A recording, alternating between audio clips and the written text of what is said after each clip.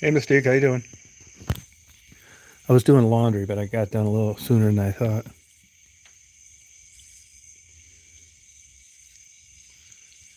It's tiny bubbles. I walked the creek for 2.5 miles today, looking for arrowheads.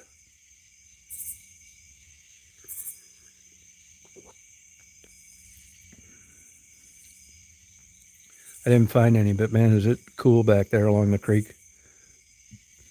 There's like 4 places where it looks like somebody piled up rocks to like make a deep pool where you could go down and get water over the years.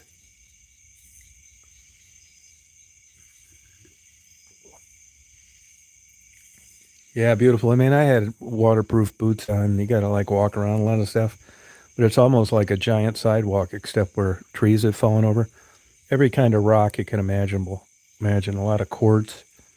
It's a sand bottom. It's a beautiful walk.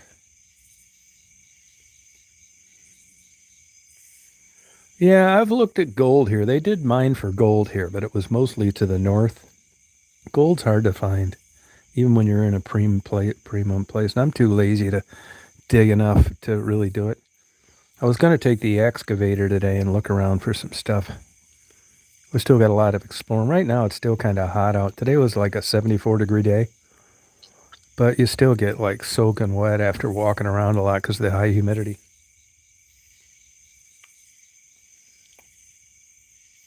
Hey, Mary, how you doing? Yeah, I'm going to. There's Marty's got a special metal detector for gold only, but it's pretty slim pickings here. I was really looking for arrowheads. This was like a super rich area for Native Americans. If I find him, I'm gonna send in Mary.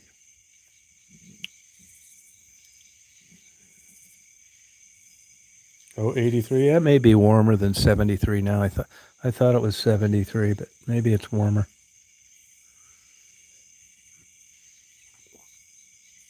That one light on the telephone pole's been flickering, so it's darker than normal. Yeah, if anybody's into rocks, the rocks along this creek for the whole 2.5 miles, we've got about 3 miles of creek here. It's a beautiful creek.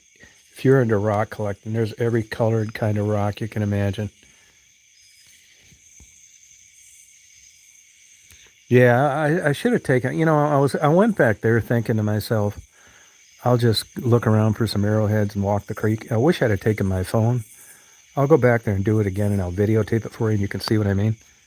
But it's really, if I think you would love it, Mary, looking through it. It's beautiful, and there's so much stuff to choose from. You can see where they pooled rocks together along this creek. I mean, this is barely inhabited land. Now, even now, this is only 1,500 people in the whole county. It's the third ruralest county east of the Mississippi. So you had like Native Americans, you had the Civil War, then you had early farmers, and basically it's either been paper company or farmers that have all like died out, and lucky I have access to it.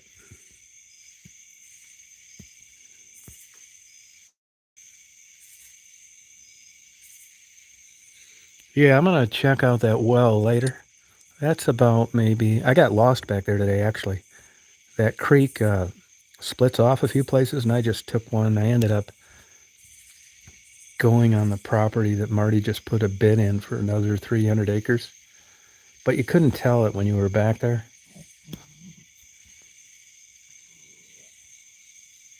Hey Wayne, how you doing? But there's just so many, like, I got a rock polisher. There's so many beautiful rocks like you wouldn't believe it. There's a lot of quartz here. I'm going to get a hold of the state of Georgia because the state's already pretty mapped out what's where. And I know they had stuff here. I know the 300 acres that he just put a bid on, they were reluctant to sell it because of mineral rights. I'm not sure what they thought was down there, but I'll find out. Yeah, I did. You're right about that. When you consider I drove about 1,000 miles in the last week. Yeah. And I could see back there where somebody had cut down trees a long time ago with a chainsaw. It could have been a handsaw, I guess, but really old. And if I had to guess, I don't really know that much about forestry, but just based on what I've seen before, I would say that those trees, that area had been clear cut probably 60 years ago, maybe later, 50 years ago. You don't have the big giant mature trees like we have here.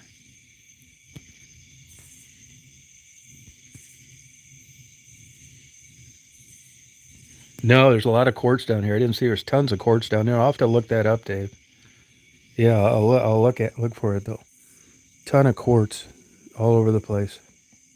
I'll take a good video of that place. You'll see what I mean. You think like just walking down a creek is boring, but it was really like beautiful.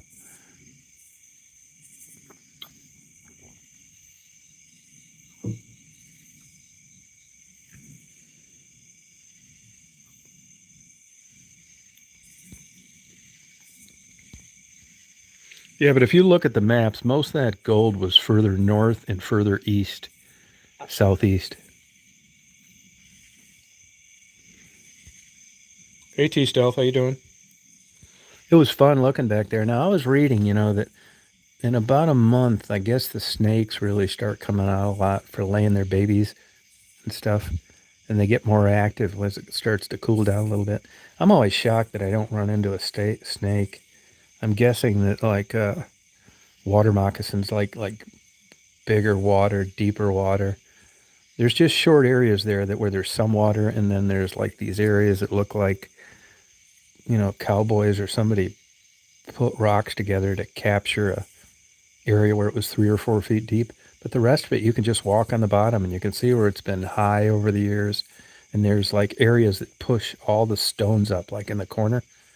And really, it looks like beautiful stones. Yeah, good. Thank you. Good to see you.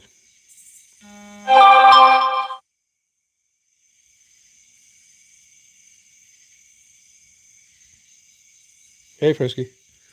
Yeah, and there's a lot, but you don't see any of the big giant oak trees. I'm going to plant some oak trees here. I love oak trees like those ones I showed you in those videos of those churches, but as it turns out, like I have quite a few books on oak trees and what they provide for the environment with regard to birds and mammals and shade and blah blah blah, nesting, so heavy. It's a very valuable tree for Mother Nature. But as I was reading, like as cool as they are and beautiful as they are, people in general don't like them in their yards. The acorns, those friends of mine up in Traverse City, they had a brand new Subaru and they were renting because they were building a new house. And the acorns fell off the tree and dented the hood and the trunk and the roof of the brand new Subaru, like $4,500 worth of damage. People don't like raking up the acorns, the lots of leaves, and they don't like the damage the nuts do. Oh, cool, Mary. Yeah, you're right, Mystique. Yep. Hey, Simka, how you doing? There she is, the girl of the hour, woman of the hour. Yeah, huge leaf. Yep. So, honestly, I like the idea of going back there and looking for arrowheads and stuff, but I get bored doing it pretty quick, to be honest with you. Same thing with metal detecting. I'm too bored doing it. Welcome back, Simka. I'll do it for a while and then I'll dig up a couple old spoons and old forks and just say screw it. I wish they had something that you could like that would detect shapes, like arrowhead and axe, stones and stuff like that.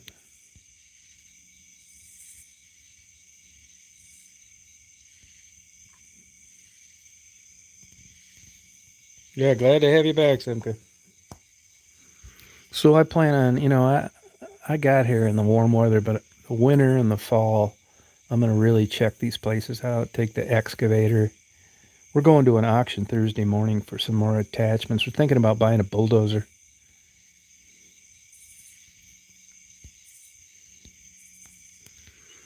I'm telling you, when you go clearing out big trees, it's a pain in the ass. We don't know what we're doing. We just kind of hack around. But I'm learning now that like the stuff we have isn't like great for what we're trying to do.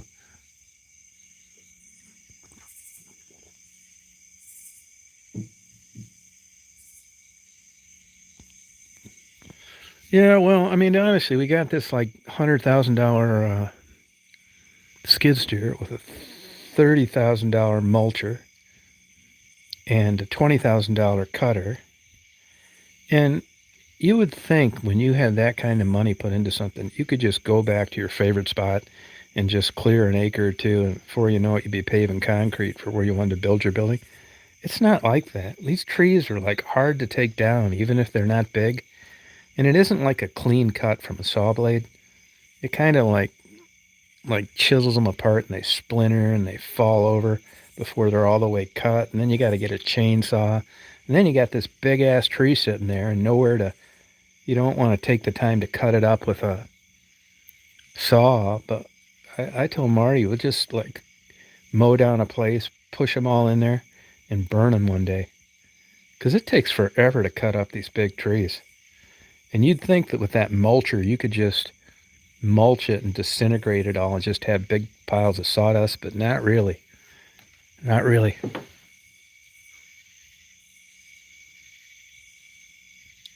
Oh yeah, T still. Yeah, we got the tree part down. Hey Pete Globe, how you doing? So I'm also gonna turn it into a big beekeeping thing, but just for our pleasure. No selling honey. I'm gonna put a big observation hive in the wall, just for our pleasure. I don't want to like be selling bees or taking honey.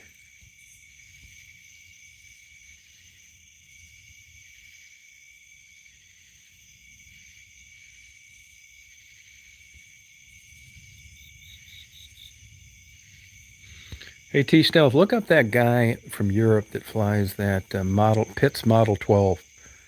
It's maize and blue colored. Maize is like a yellow. Man, that guy really rings that thing out. Look at Model 12. There aren't that many videos of those.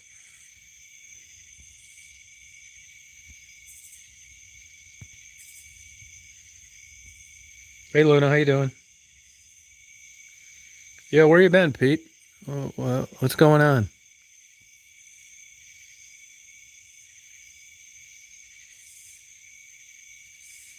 Yeah, we got a grabber, like a grabber thing. We haven't used it yet, but even then, that's a lot of like dragging shit around. And where we've knocked all that stuff down, unless you drag it from the end and pull it, you can't go sideways because you don't have enough width. We're just finding out the hard way that it's not exactly easy clearing this land to where it's buildable like you think it would be, despite having these attachments. Yeah, but there's a guy that really rings one out, yeah, in Europe.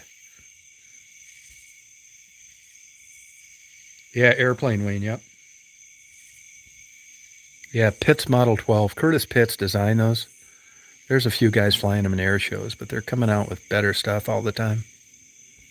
I know a guy that got one and crashed it a week after he had it. Oh yeah, Pete. Good for you. Where at, Pete? Where'd you buy that farm at? Hey, Salty.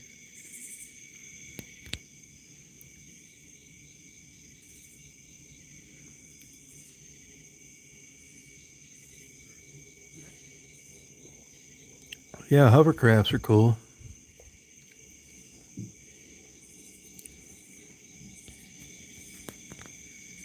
Yeah, I got lost for about an hour tonight in the woods, and I ended up coming out on the highway.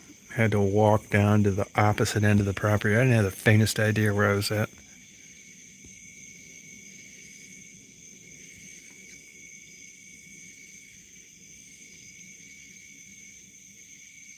Oh, good for you, Pete.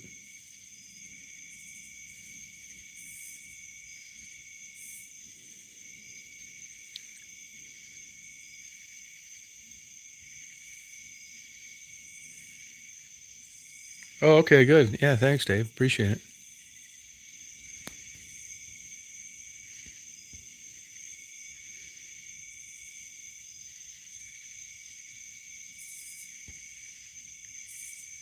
Yeah, I got to watch that powwow party.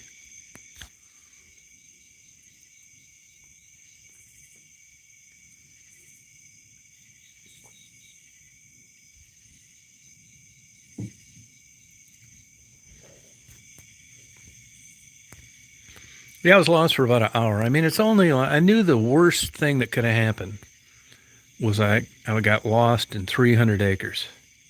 And I knew eventually that I was going to either walk back home to the road where I ended up, back to the house, or to another road.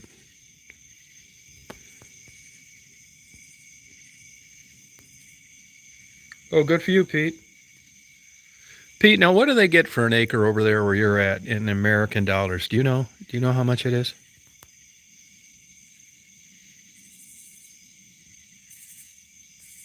Really, Salty? Which Native Americans would be doing that out near you, Salty?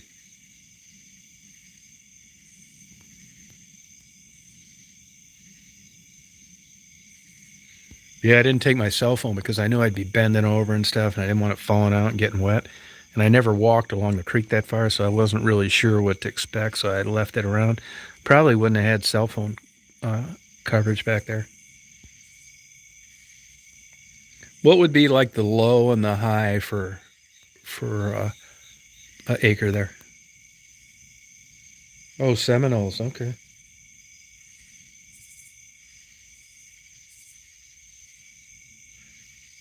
You mark my words, Mary. I'm going to find some Native American stuff down here. You just watch and see. Let me get some good stuff.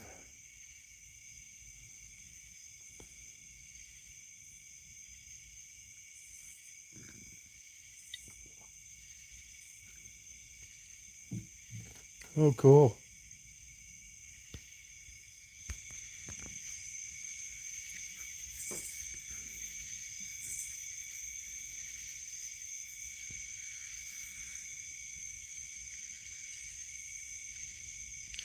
Hey, another one, T Stealth. Watch that Clay Lacy, Lacy, Clay Lacy Lear 23 performance at an air show.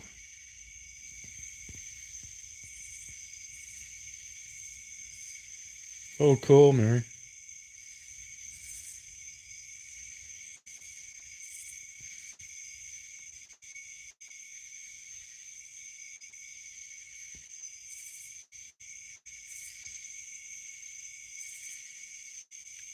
Oh, good for you, Pete.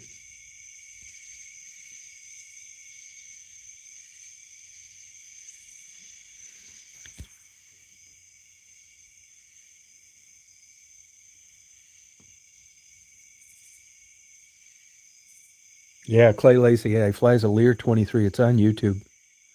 And I'll tell you another one. Let me think of her name. She taught Sean Tucker how to fly. Look up Blanca Viking. And she was a famous female aerobatic pilot in Blanca Viking. She had a turbo Viking. Viking. Her YouTube channel is called Horse Money. I can't think of her name right now. I'll think of it.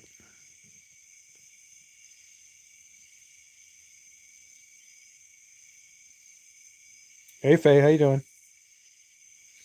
No, big peaches. I see peaches all over the place. I bought a bucket of peaches last week. I had a few of them. They're actually pretty good. Oh, cool.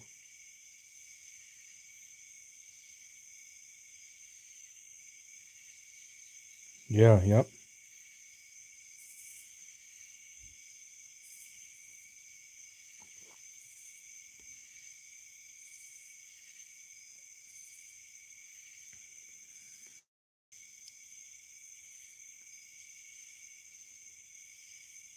No, Pete, I'm not.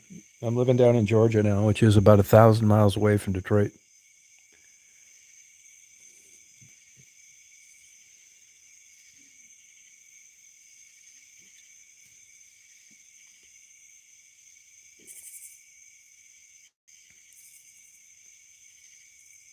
Oh, wow.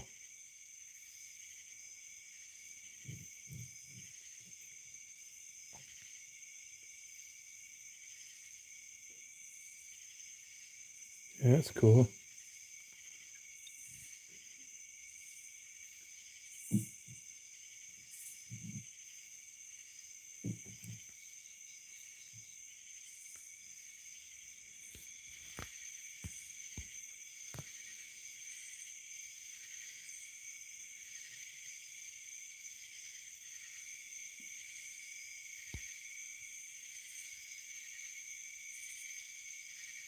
Yes, I do, Pete. Yeah. Yep.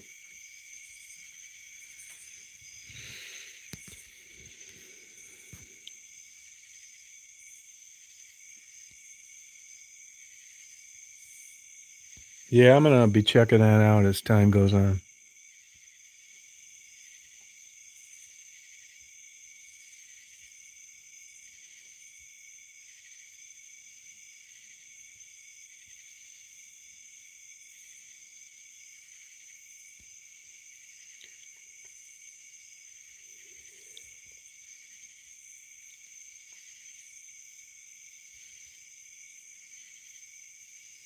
Yeah, I hear them going over occasionally. You have Flight Aware on your phone, don't you, T Stout? That's a heck of an app, and I look them up. I looked at one tonight that was flew from Spain, and it was going to Portugal or something. No, it was from going to Mexico to Spain, flying right over the house. Now I'll see them like at 40,000 feet, 38,000 feet. See their lights blinking, but not that much. Oh, thank you, Wayne. Well, things had changed down in Detroit quite a bit. It got pretty dangerous down there. A lot of the girls had left. It wasn't the same. I mean, I do like that ice fishing stuff. It just basically ran out of opportunities, to tell you the truth.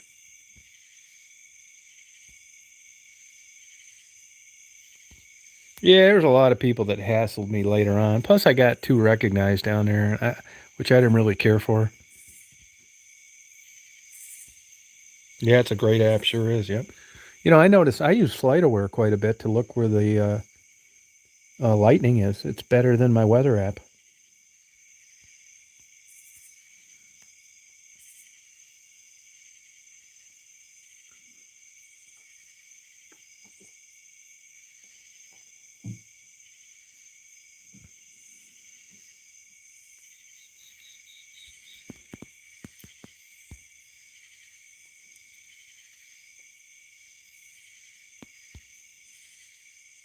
Hey, Leah, how you doing? Yeah, I really like it for that. Yep. I think they call it a skink. I saw one of those today on the porch. Really beautiful.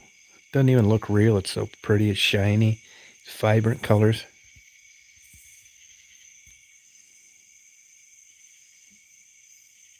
These black vultures, they've got a dumpster out in back of the school down there at that four-way stop that I stop at. And that's really turned out to be a payday for these black vultures. They sit around the top. I see them down there all the time. Cold. Hey Rita, how you doing?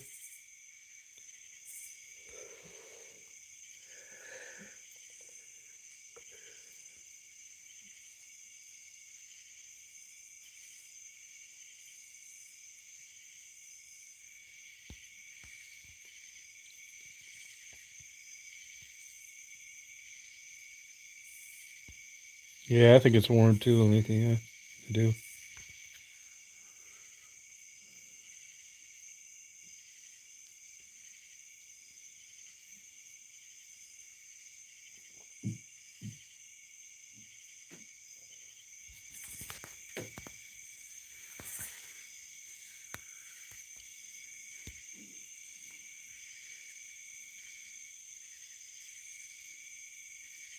Yeah, no, I agree, T still. Yeah. Yeah, it's humid, Wayne. It's here humid here, yep, sure is. Yeah, T stealth, it's cool. You can see them holding sometimes outside of Atlanta.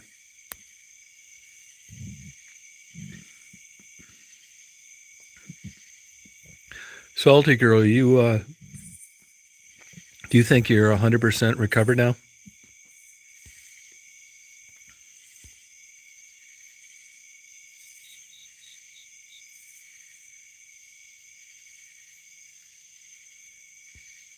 Yeah, I like it chilly too.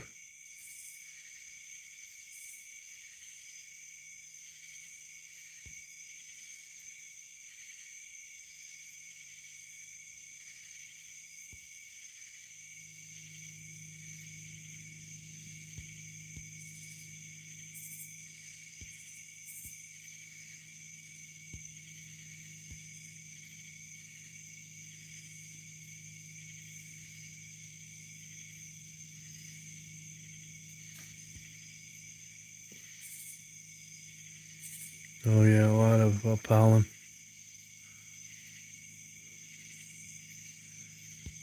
Yeah, you too, Pete. Good luck with your farm. Take care.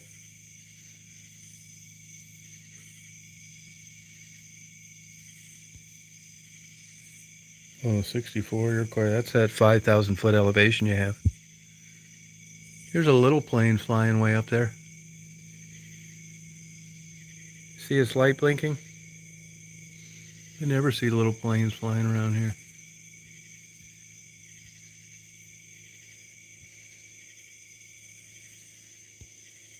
Hey, Simple Life, how you doing?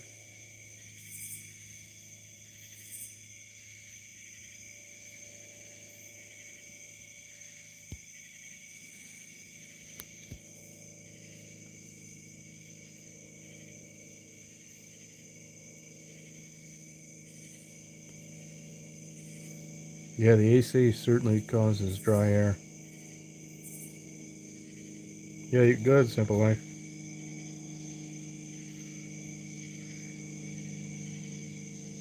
I got it dropped off to get fixed. Yeah, it's no big deal.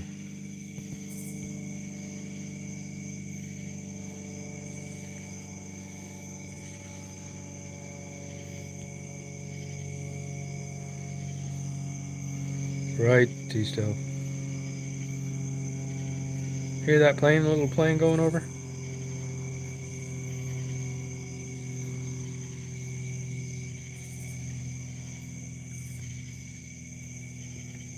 I don't think so, Wayne.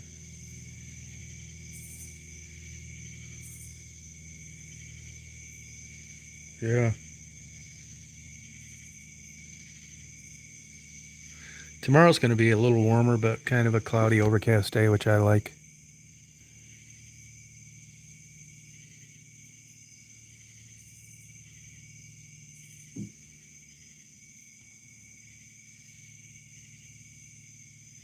Oh, wow, mistake. No. Is it any good, Simple Life?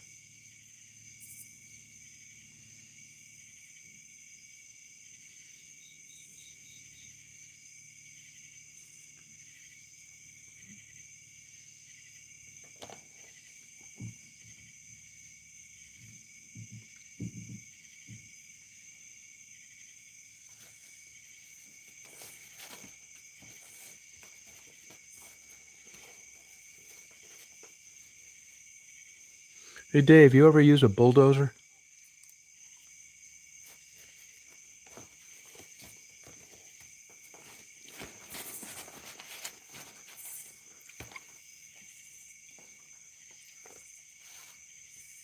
Oh, thank you, Simple Life.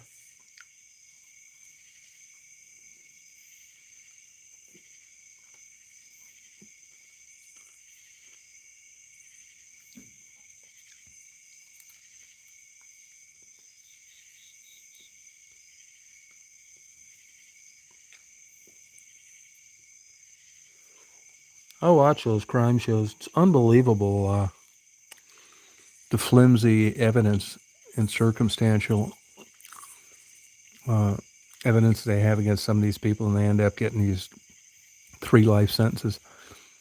I'll tell you what I've learned in watching these since I've been down here, which is about 4 months, that if they don't like you, if you come across as a dick, or there's a bunch of people that are, if you're a man killing a woman, the one thing you better hope against, and that is her girlfriends testifying, because they seem to be very influential amongst jurors.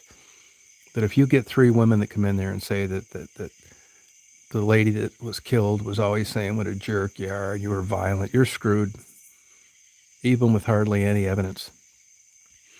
And thinking of that, I will guarantee you, man, this Alec Baldwin that pulled this trigger and this girl died at that movie set, he is going to get his ass handed to him because he comes across as such a dick.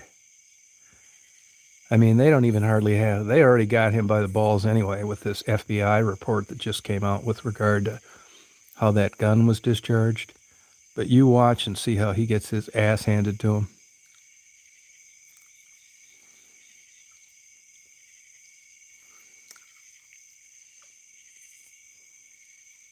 big time. He's an easy guy not to like. And even though the evidence is shitty, you know that a mother of a couple children is dead, and it's because this asshole pulled the trigger.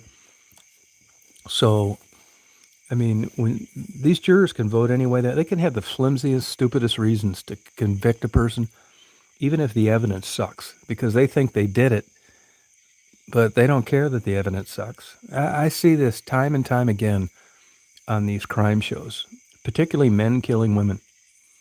Back in the day, you hear people getting off at technicalities. They should have been convicted. The state failed to prove their case. It's not like that anymore.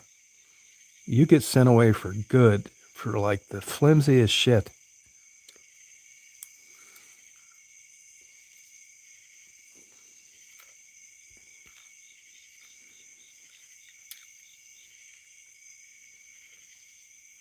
Yeah, I'm not interested in guns either.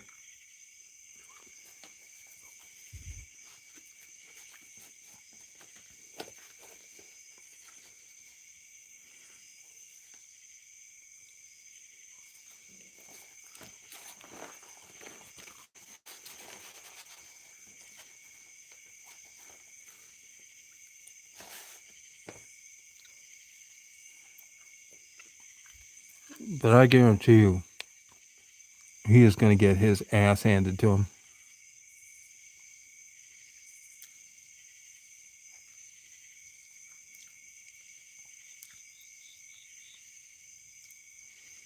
Right, T-Style. Yeah, they do, Simka.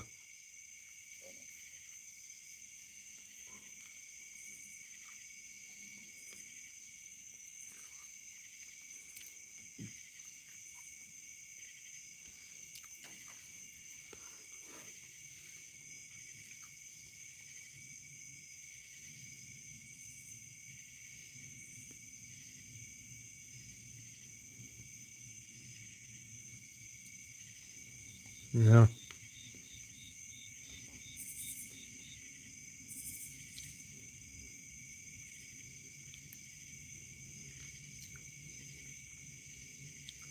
Oh, wow, Rita.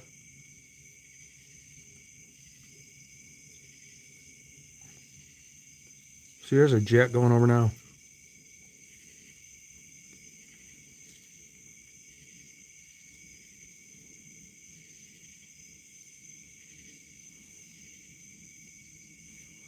Did anybody watch that one on Dateline last night or Own about that guy that owned a bunch of car dealerships? They tried him 4 times. Took up 10 years of his life.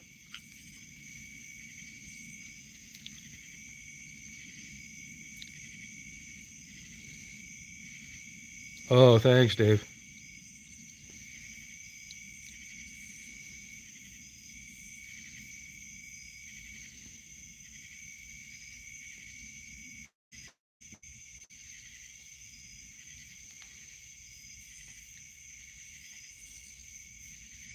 Hmm.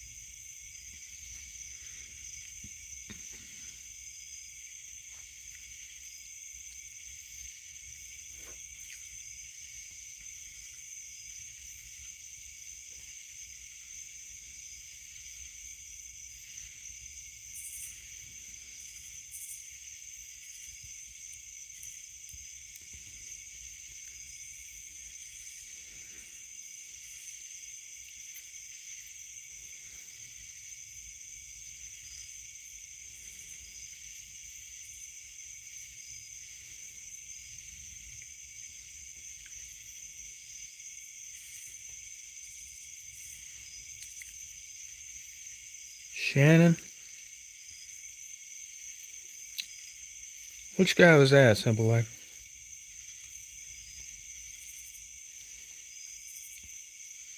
I don't think that was his name, was it?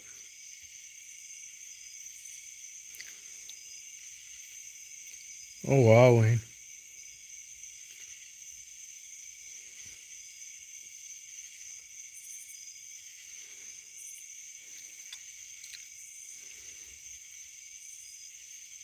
Oh, yeah, Dan Boyle. Dan Boyle, yeah. I don't know how he's doing.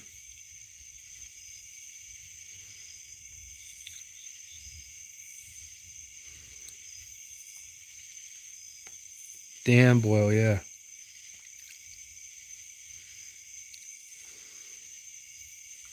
Yeah, I don't know how he did. I know when the stimulus money came out, he relapsed.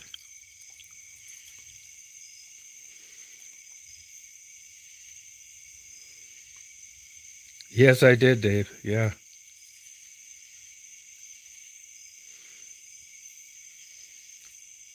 Yeah, yeah, you're right about that, Faye. Yeah. Yeah, I don't know. I don't know how he's doing. You know, Jason, they found him overdosed with another woman in a house that he was working on. That was Country's boyfriend. She had a baby with him. Somebody was on here a week ago or two and knew them and knew what the deal was. He was a good guy. He was doing well. He was doing subcontract work for City of Ann Arbor as a landscaper. And the lady that had come on here and said that Amanda, the girlfriend, didn't even know he'd been using again. It just sucks. And they find him dead with another woman.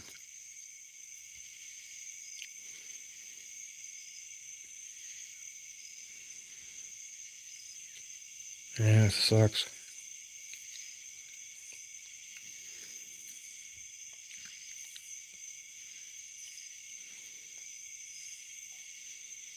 Shannon Boyle. I never remember the Shannon thing. I just remember Dan.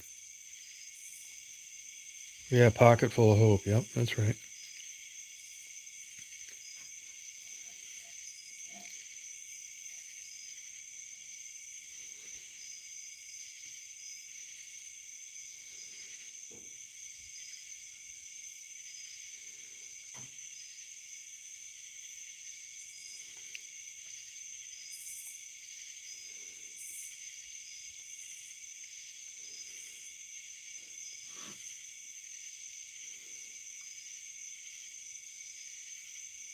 No, not Dan Boyle.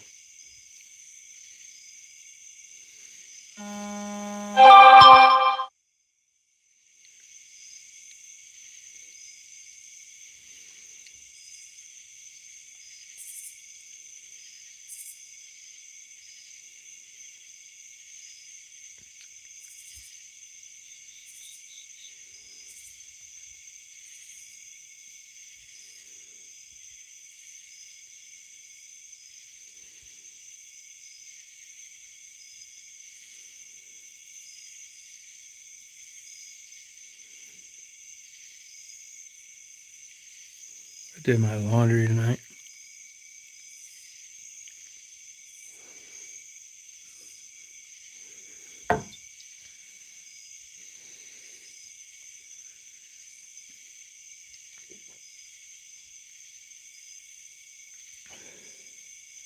Now that light came on all of a sudden. Weird.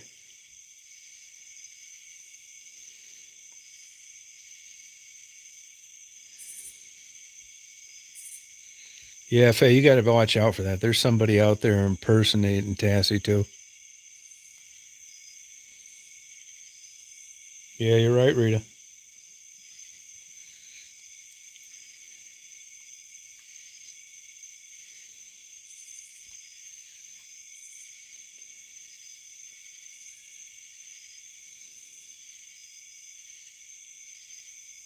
Oh, son.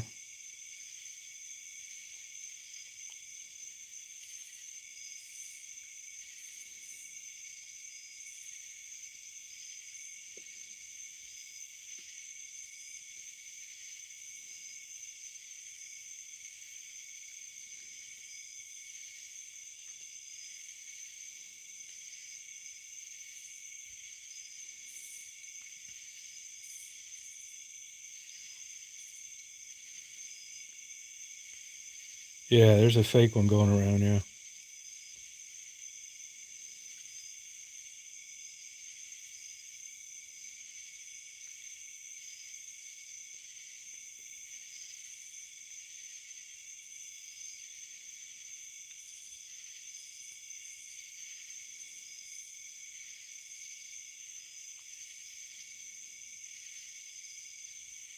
Yeah, I didn't really care because I had AAA. The only reason I called Marty is because I had Daisy and it was hot out, and I knew it'd take a lot less time.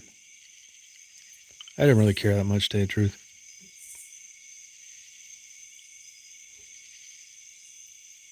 Yeah, I had two people stop actually, plus a state guy.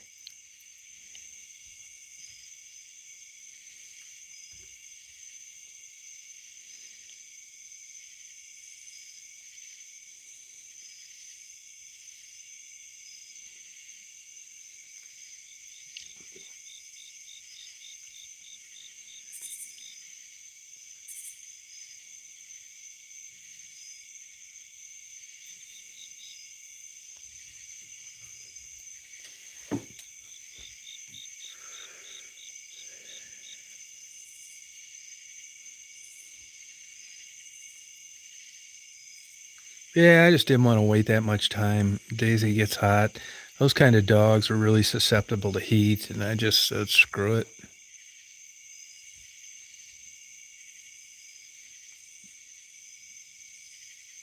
Yeah, that's true. I got this F450 bit, but yeah, honestly, like even though I get all the fuel paid and I can use the F450 when I want, I've said this before.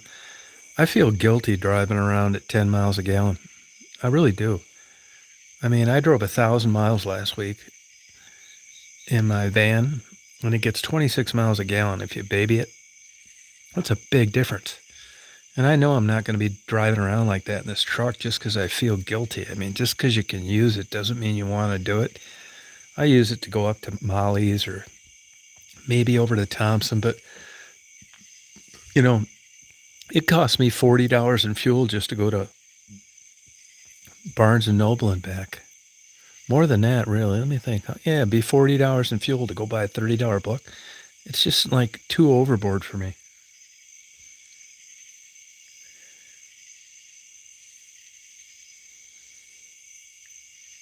Yeah, hard to tell, Simka.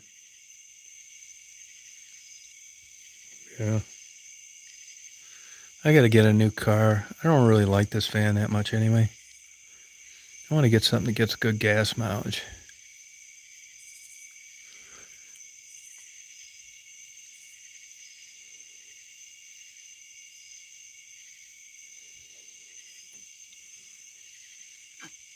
You don't know where I'm screwed is I do want to come up to Michigan if they get some good snow. Now they're saying that Michigan's supposed to get a big winter this winter. I'll believe it when I see it.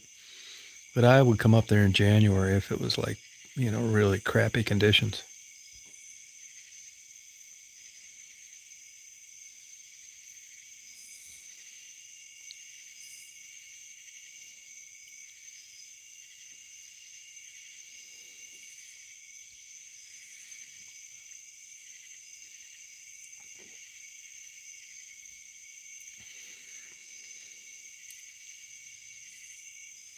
Yeah, that's the thing, man. The winter sucks up there now.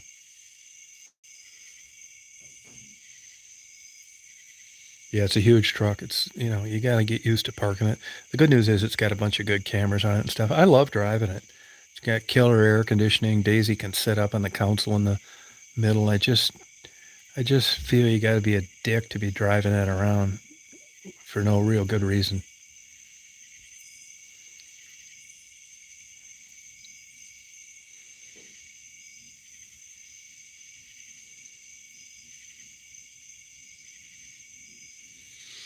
The problem I have is if I go up to Michigan, I'd like something that had four-wheel drive in it that I just put a snow tires on while I was there, and then switching back as I headed back to Georgia. I still can't believe it. I'm living in Georgia, to tell you the truth.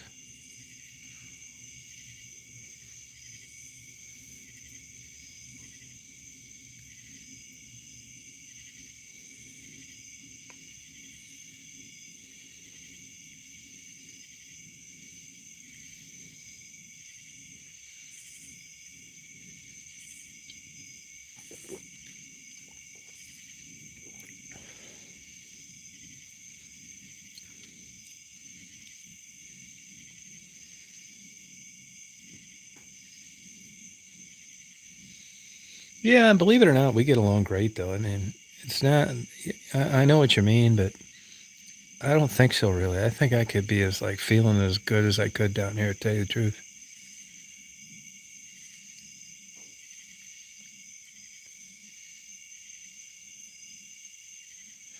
You know what I thought about doing? Like, I'm really now anxious. I like these these rainstorms. Now, I don't like them as much as a good blizzard, but I haven't experienced that in forever. Last good blizzard I was in was out in South Dakota. I haven't been a good one in years. Winter sucks now. But anyway, I really like being in like a small building. Like, you know how you go and you see these Amish make these little buildings? And as crazy as it sounds, and I do shit like this all the time, I have been able to curtail my collecting. I don't collect anything anymore. But I think I want to go to one of these places that sell these little buildings. And I want to get one with roof and screen windows, a small one. And I just want to put it on the car hauler and bring it out here and drop it off somewhere. And when we get those big ass kicker rainstorms, I just want to go in my little building and lay there on a cot and listen to the rain. Yeah, well, it wasn't the 10 years I was up there, T Stealth.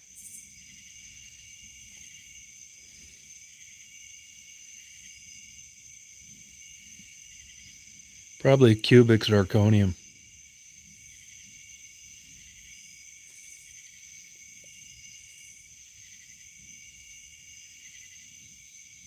Oh, yeah, I'd like that, yeah. Oh, good.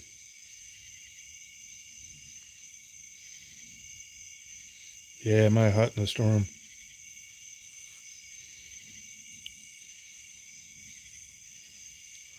Yeah, back where I was at today, I'll take a video of it tomorrow or the next day. I should have taken my phone, but it's really super cool back there.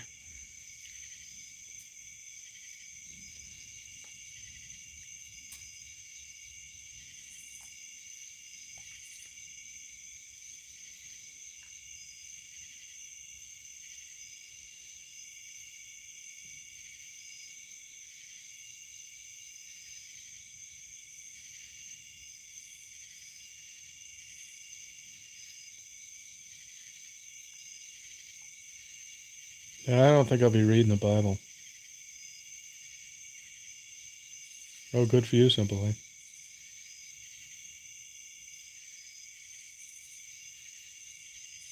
Yeah, I like winter too.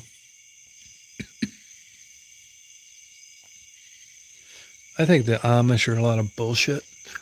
Hang on, I'll be right back. I mean, I'm generalizing. I'm talking about my own experiences with them.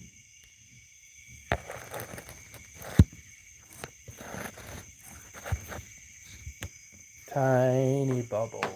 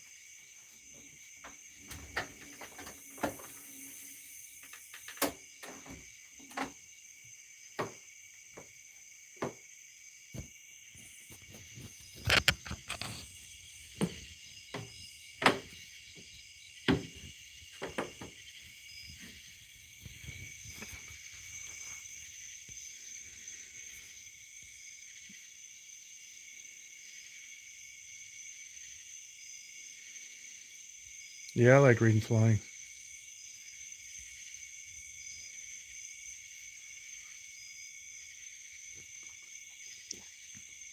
Oh, no kidding.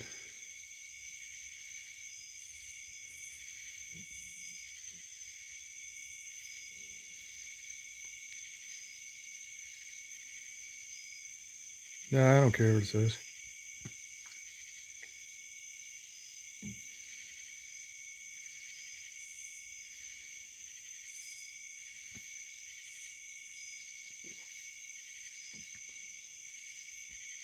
Yeah, you're right, Simka. Yeah, it's true, Simka.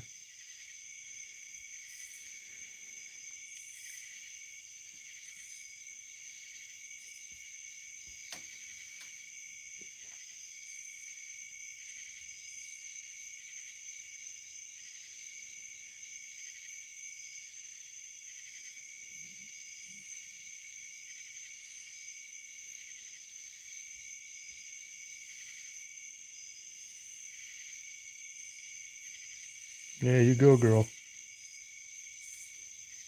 Yeah, a lot of them are full of shit.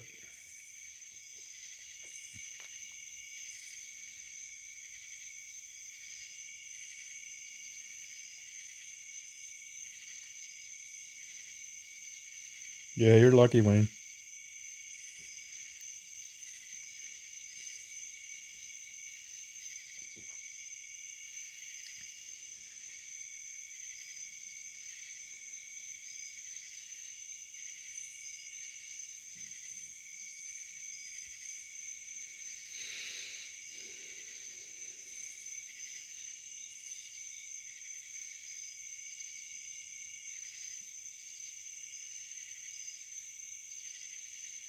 Nighty night, Mary. Have a good day tomorrow.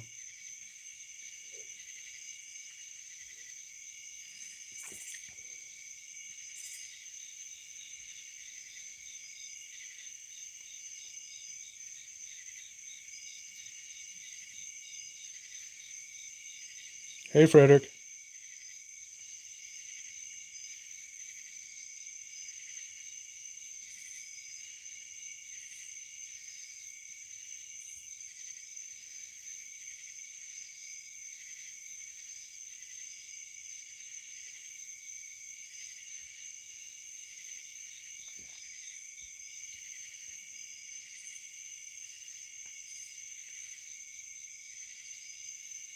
Good night, Mary.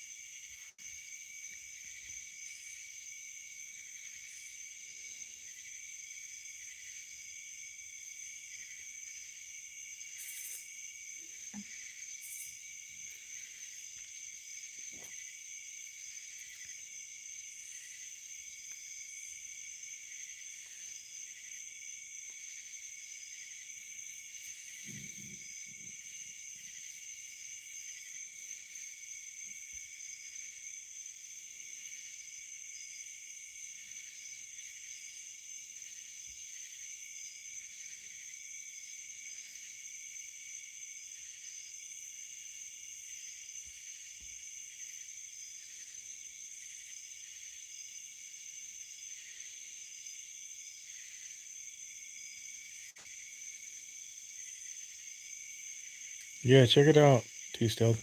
It's the most popular published book in the world. All right, Lena, you have a good day. You have a good day tomorrow.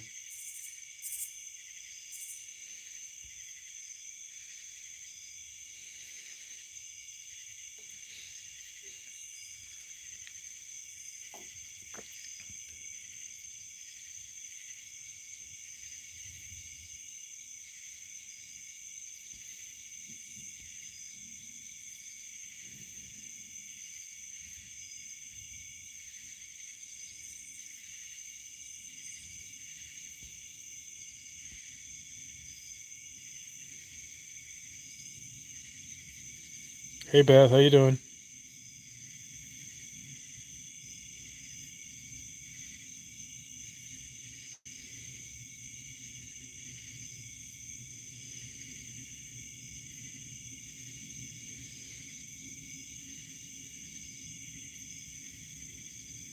Good.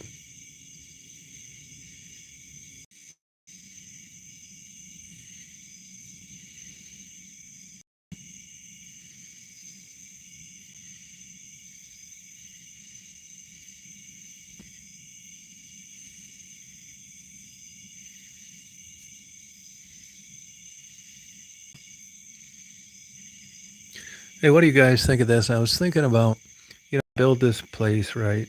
This new place, right? Connected to the like warehouse.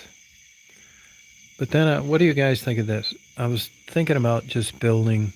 This sounds crazy. I wanted to do it myself. Sometimes it's easier to do things for other people than it is for yourself. It's weird. I don't know why. But anyway, here's the point. This is what I was thinking about doing. Right near this building, I thought about putting a small one room building with a bathroom, brand new, nice windows, nice roof. It's a bedroom, basically, and a bathroom. That's it. And it's designed so that like somebody could visit and all you would do is like read books and listen to rainstorms. You wouldn't have a living room. It'd be small and it would force you to just read a lot and listen to rain pounding on a metal roof for the whole time you were here. Do you think that's something that people would be interested in? I mean, they could always come into the main house and like watch TV or something like that if they wanted to. But to me, I've always had this thought in my mind where I'd like to have just a building that forced you to just have no TV and just a nice bed and a bathroom and nothing else. Maybe a dresser and a good light. And you just read books and listen to rainstorms. Would that sound attractive to anybody?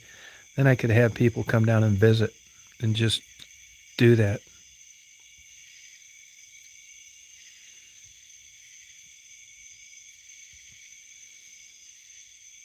Right. Yeah, it's not really a tiny room though. It's just a room where you can just like lay in bed, have huge windows, read, and go to the bathroom and take a shower, and nothing else. No cooking, no TV. Just a cute little nice room that was geared 100% to relax and concentrate. Yeah, meditation thing. Yeah. Nope, no kitchen. Nope. If you wanted, you could come, because then you'd be right back into the bullshit again. You could come over and like in the main house and do whatever you wanted to. But this is just a room where you have total privacy and it forces you to like listen to Mother Nature and no TV, no internet, and just read with nice lights, quality mattress, take a shower whenever you want, go out, listen. There's an owl right now making noise. Yeah, good light for reading. Yeah, and people could come visit and like there'd be another room you could stay in too if like you wanted to. But I like the idea of everybody says like you're going to do this and you just never get around to doing it. But if you went out there for like a day or two and all of a sudden you got all this reading knocked out and you took a nice shower and you didn't have a TV and your cell phone wasn't there and you just acquired all this great knowledge while listening to rainstorms, I think it'd be really cool because people say that they can isolate themselves and decompress, but it's hard to do. Hey, Chris. Oh, sorry about that.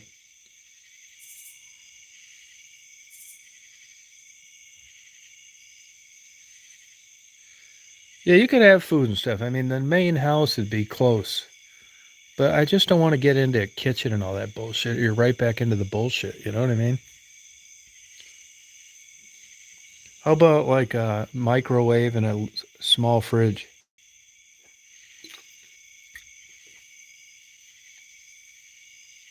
Yeah, coffee too. Yeah.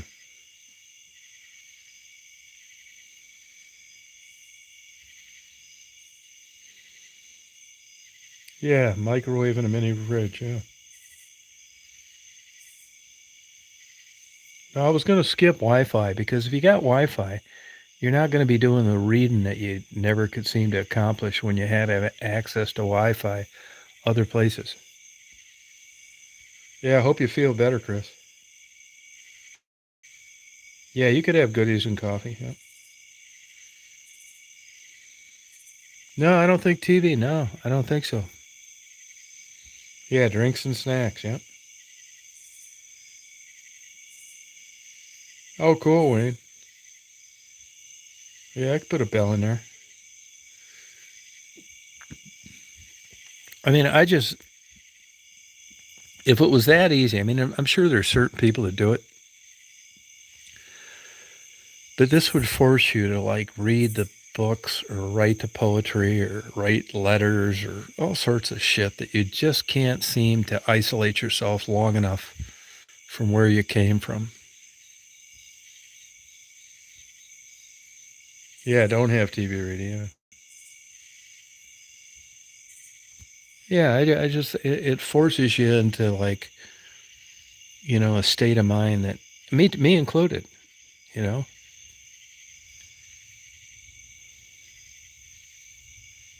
yeah, ring for service. I thought I'd drill a couple glory holes in the side of the bathroom in case you got totally bored.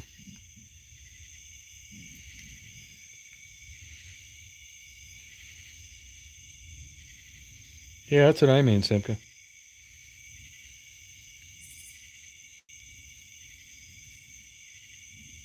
Yeah. Yeah, good luck, Chris.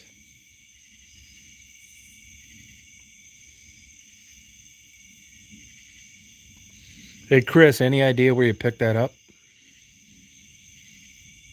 Yeah. Yeah, thank you, Mystique. Yeah. I'm trying to give you a break from your reading. Oh, sorry about that. It wasn't your wedding, though, so it could have been worse. Yeah.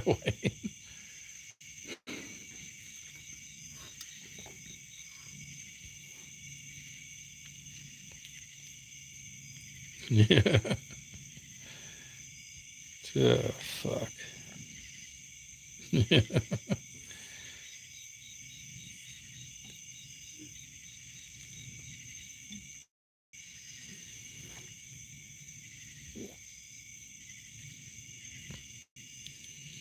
Yeah, at least you didn't get monkeypox. Yeah, that's life, yep.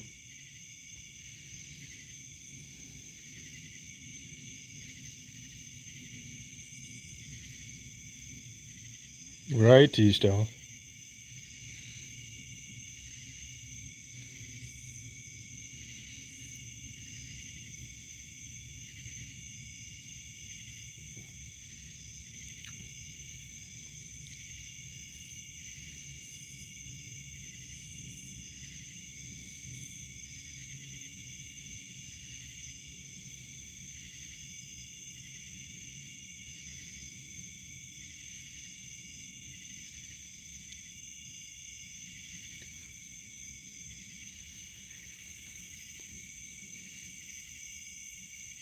Yeah, they do T-Stealth. Yeah, it's true.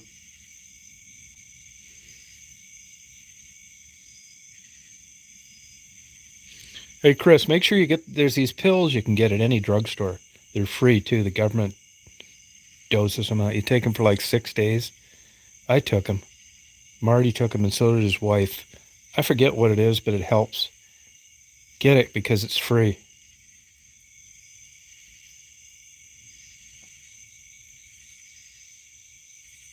Oh, yeah, you're right, Drifter. Yeah, yeah, it's true. Yep.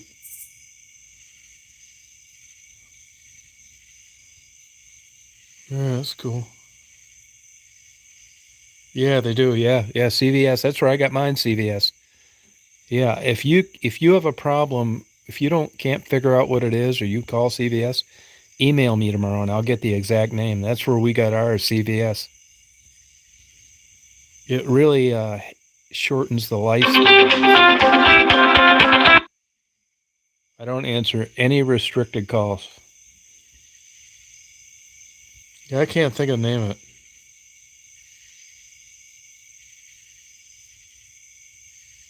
Oh, thank you, Frederick. I hope you get down here to visit. Yeah, I get these wackos want to call me up. I don't give them the pleasure to telling me to get fucked and hanging up.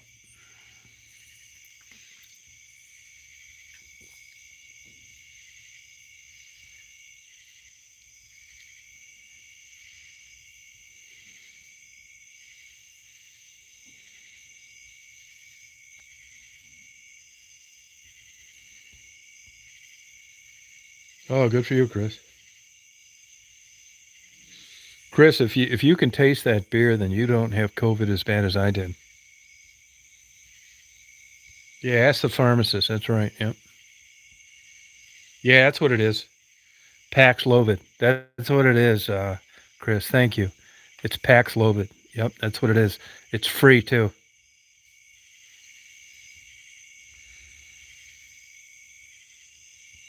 Yep, Paxlovid.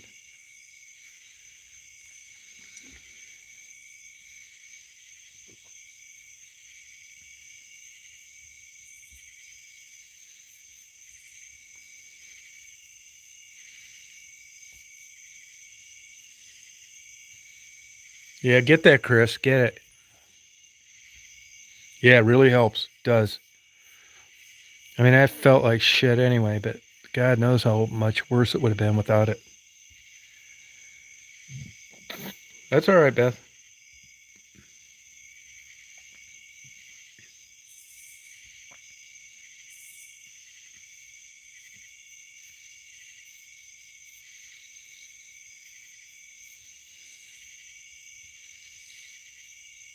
Yeah, that COVID sucks. Yeah, that's all right. I couldn't remember it either, Drifter.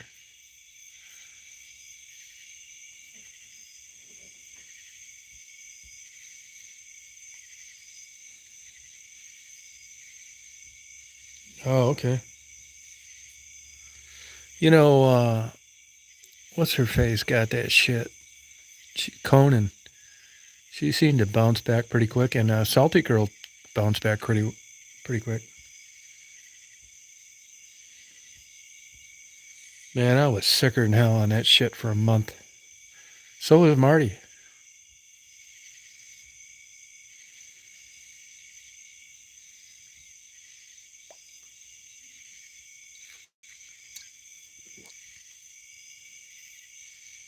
Oh, you didn't, Beth? Yeah, I was sicker than hell, man. No, I was hoping I'd die if that shit was going to keep on. I'm not kidding you. I thought if this bullshit keeps on much longer, I hope I just die.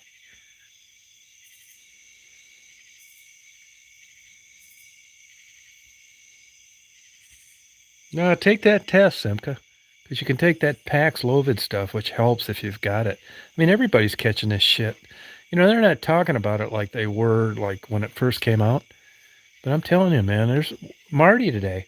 Two people at his factory just got tested positive for COVID. No, that's true, Chris. Yeah, I got brain fog. Yeah, I was vaxxed. Yeah, I sure was. Yep. I took it. Yeah. I never felt that shitty in my life.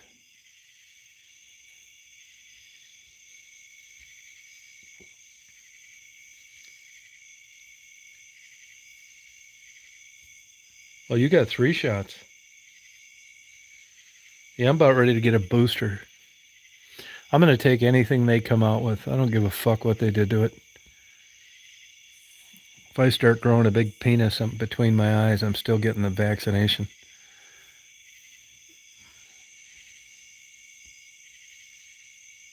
Yeah, I had this bullshit cough and the left side of my throat ached. Couldn't taste anything, brain fog up the fucking ass. No, it doesn't affect everybody the same way, Simka. Take the test. No, shots last longer than 3 months. Not true. You produce antibodies.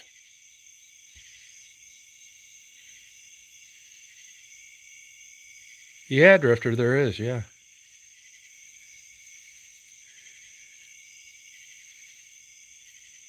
Stick figure. No, that's bullshit.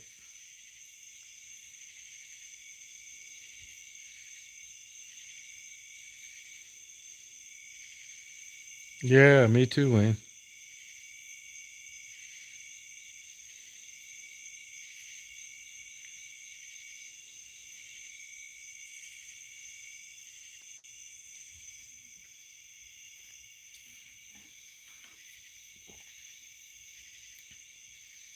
Oh, good, Beth. Good for you.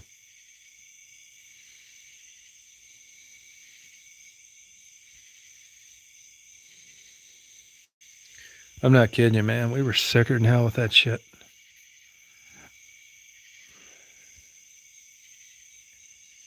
Oh, good for you, Beth.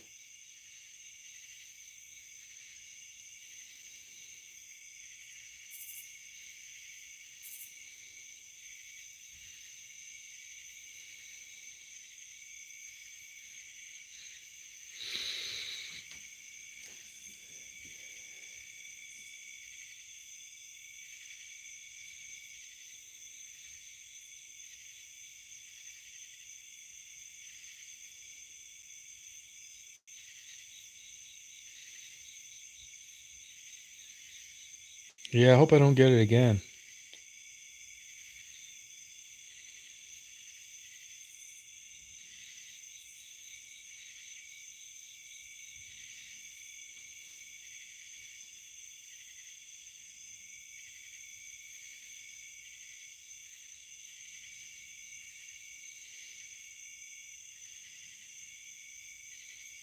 Oh, that's good, Beth. Oh, yeah, it's true, Faye. Me either, Letha. Oh, fourth, yeah. Yeah, I didn't feel too good for a couple days after I got it, but it's better than not feeling good for 6 weeks. Tripping.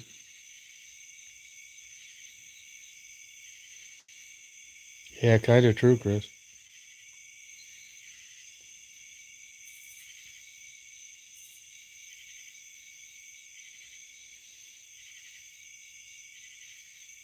Yeah, I'd wear a mask too. I mean, I should wear a mask, uh, but I don't. I should wear one though. It's a good idea.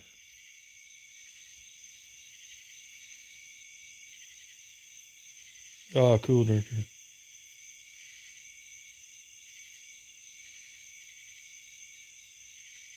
Oh, good for you, Beth.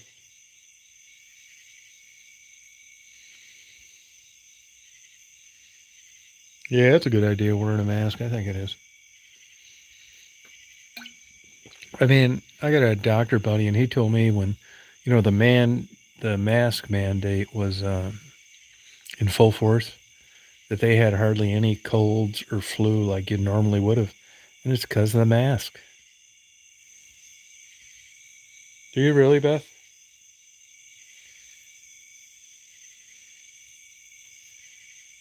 Oh, do you? That's probably a good idea. Yeah.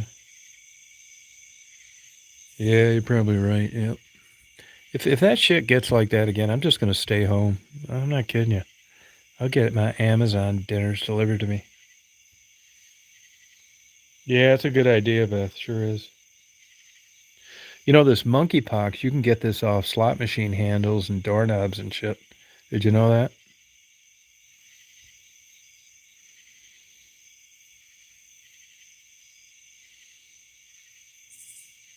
Yeah, it's true, Rita. Yep, it sure has. Fucking monkeypox, man. God damn it. I hope I don't get that.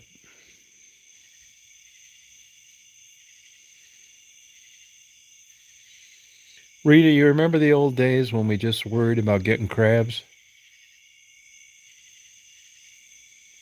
Yeah, it's true, Wayne.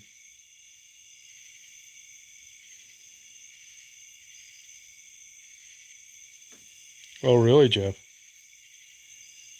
Oh, no kidding, Beth. Yeah, good question, T Stealth. Yeah. Yeah. I can't help but wonder this. I wonder what dating's like now in your late teens or your early 20s. It must be fucking impossible to get a blowjob now on a date. I never had crabs.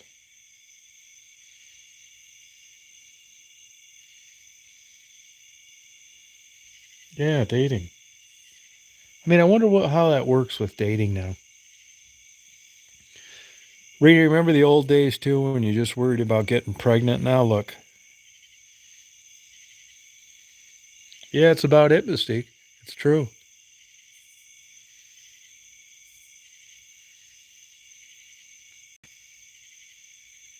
Yeah, it is, Chris.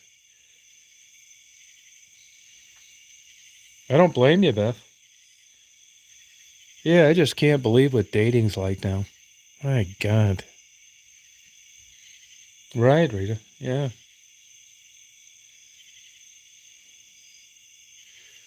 It's like, yeah, hey, Johnny, I think you're a really good guy. I'm attracted to you, but I don't want to get monkeypox. It's like, come on. I never caught any either, John. I never caught any either, thank God. Yeah, good idea, Beth. Oh, good for you, Wayne. No, me either, Rita. We're lucky we're dodging a huge bullet on this.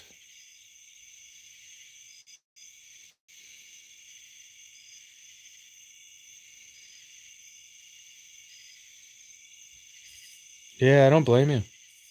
No, I mean, and you think about when you're like in high school or you're in your late teens, early 20s.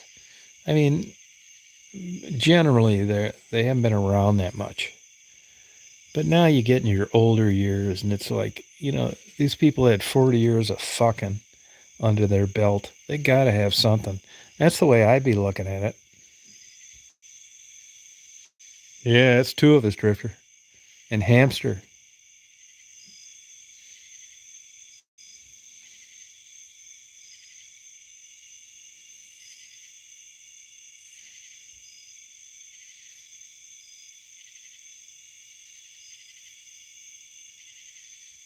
Yeah, it's fascinating. Yeah, it is. Yeah, but if you look at human beings compared to other animals, they have sex for pleasure as as opposed to survival and continuation of the species, which is odd.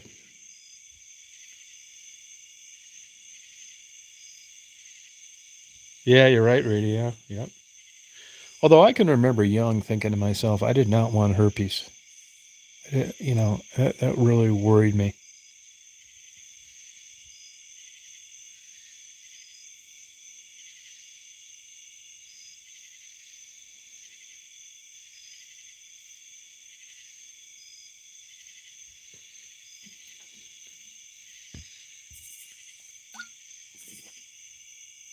Yeah, it probably does, but not that many of them. Not that many of them.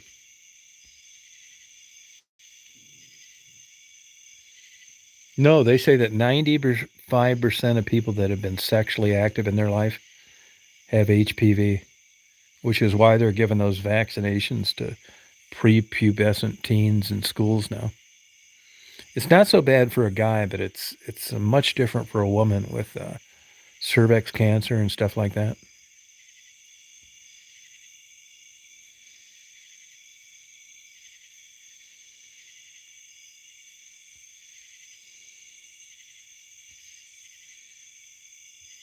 Yeah, that's exactly right, Chris. Yep, it's true. Yeah. I mean, it was hard enough having sex when you were young, minus all this bullshit.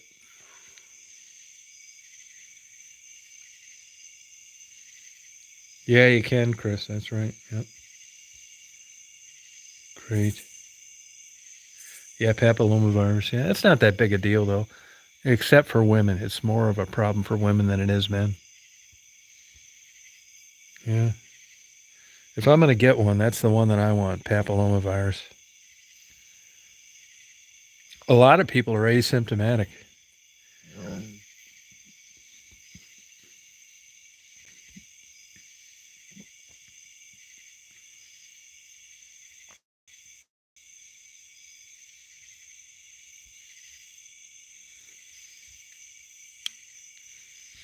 See, a lot of the people on here, you're getting older, you're more rational, your hormone level is diminishing.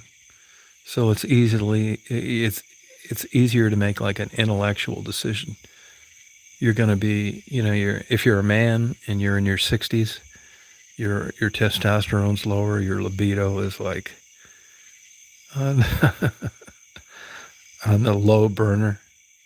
So, we're having a conversation amongst, some older men. It's not a fair dialogue because, you're talking, your time's winding down. But I got an idea. I mean, this is how ignorant we could be on this. If you're 18, 20, you're going to fuck and suck and you're going to worry about catching all this shit later. It's not going to be the same thought process that we have. We're looking at it from an intellectual angle. Like, it's not a good idea. Be careful, use protection. When you're young and horny,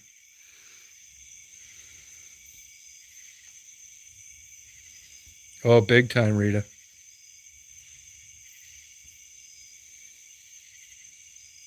Genital warts. Yeah, I think you're right about that, Semka. Yeah, genital warts. Yeah, your DNA. Yep.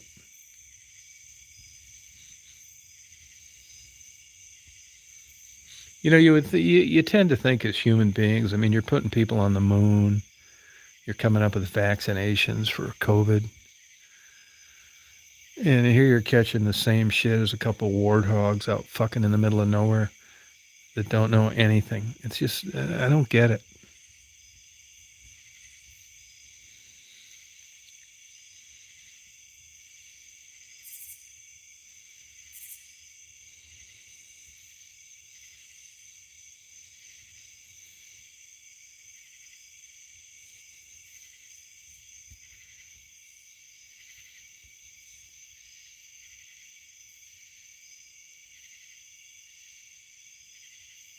Wow.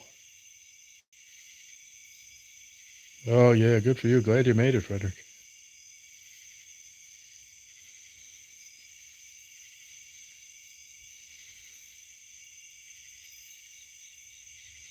Yeah, they're common, Chris. They are. Yeah, that's true. Yep. Yeah, but as we discussed earlier, HPV has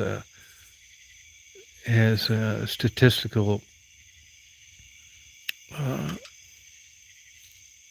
level of complications much higher for women than men. Yeah, warts. Yeah,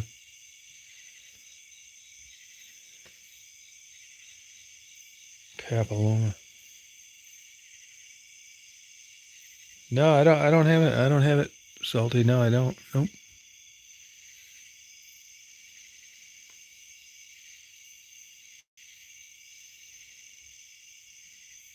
Yeah. No, I don't have any scars.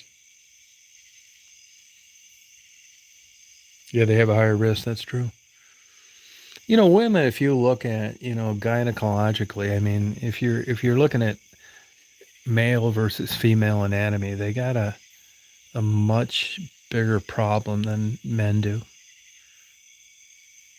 with regard to consequences.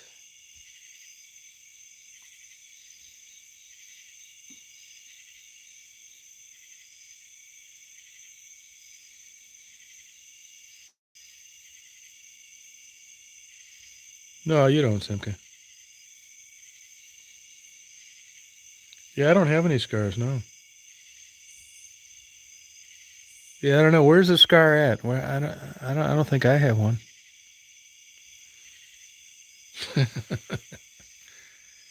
I got a couple scars, but it's from beating off.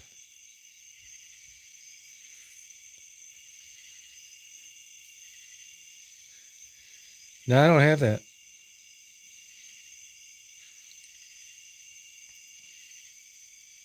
Oh, do you say? Yeah, that's cool.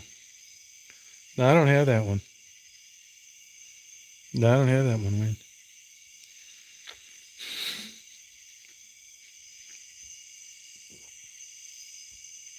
No, I don't have it. Yeah, it might have. Yeah.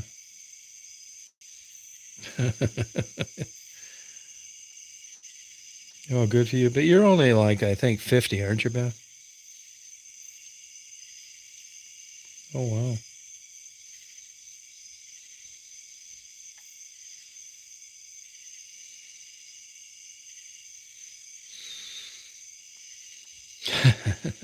Yeah, right. You just turned 50.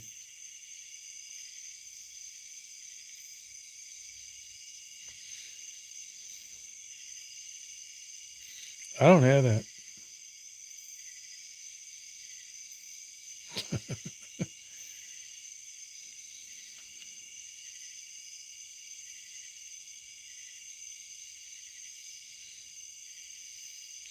You know, it's funny. Like you say, you just turned 50. You know, and I talk about people about age, man. I mean, my thoughts on this stuff, it's like I'm fucking around down here. And I didn't really have any opportunities. I was kind of sick of West Branch. Really wasn't into dating. You know, just kind of bored. And I just got lucky down here. It's a good distraction, something new. You know, but I think I got like 10 more, 15 more years I'll live or something like that. And when I talk to Marty, he wants to live forever. I don't.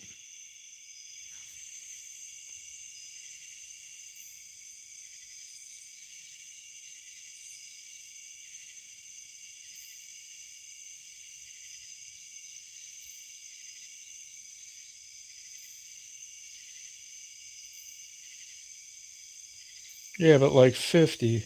I bet, Beth, you could live another 30 years easy. I'm glad that I'm not going to live another 30 years. I hope not, anyway.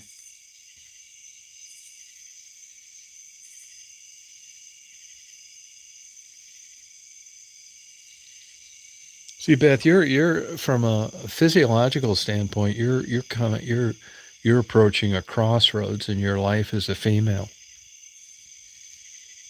You know, your hormones and what they're going to do to you and your attitude and that kind of thing.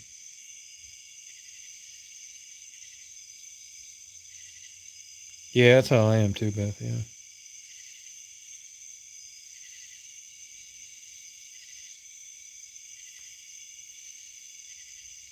Yeah, right. The way the world's going, man. This world sucks. I was just talking to a lady the other day in a Barnes and Noble over there in Augusta. She's from Washington. I go up there quite a bit. And I ask everybody this at the end of a conversation, and that is that, aren't you glad you're just not starting out? It's like, fuck, yeah. Everybody says the same thing. And then I ask, well, I mean, do you hope you live to 100? Fuck, no. OT still? Oh, 43? Oh, man, not me. I sure don't. No way. I don't want to live that long. I'm lucky to pull a rabbit out if I had here. I just had somebody call me today that, I keep in touch with the owners of those McDonald's my sister used to own. And a guy called me today and said my nephew put my sister into a convalescent center. Yeah, heart attack during sleep. Oh, yeah, that's true, Beth. Beth, did you ever have any kids?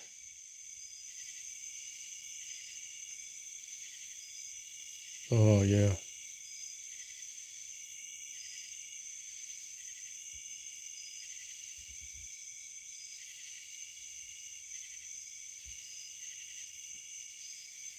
Hey, keep an eye on this KCPB. I think I remember her as being a troublemaker. And how are they doing now, Beth?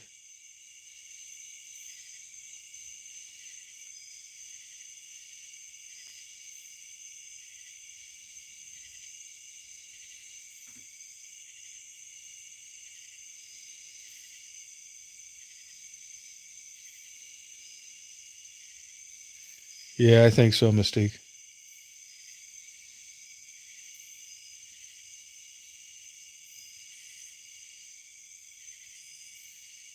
Yeah, yeah, I think you're right, Simka. Good call, Mystique. Nah, Casey was some trouble from before.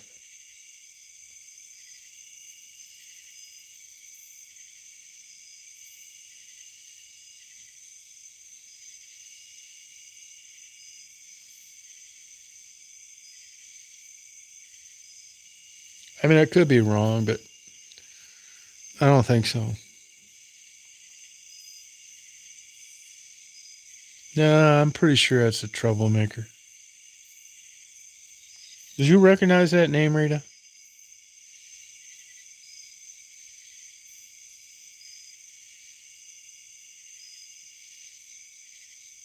Oh, wow, Frederick. I got a beer, Billy.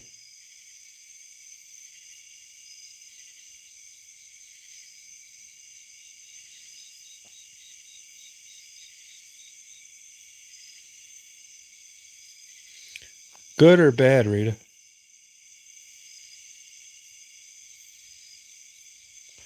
Yeah, but you guys can push on that. How long's that channel been around? I don't remember it. And what I mean, I barely do, but I thought it was negative. Oh, yeah, then fuck them. That's what I thought, Wayne. Yeah.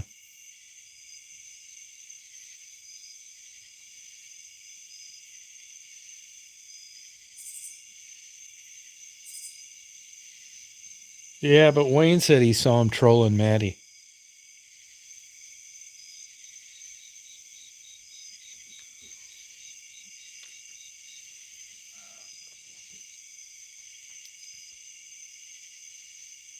Yeah, Kenzie, Kylie, Casey. Yeah, that's right. Yep. Now, I wish I had some Johnny Walker double black. Oh, if I take Wayne's word for it. Yeah. So bye bye, Casey. Bye bye.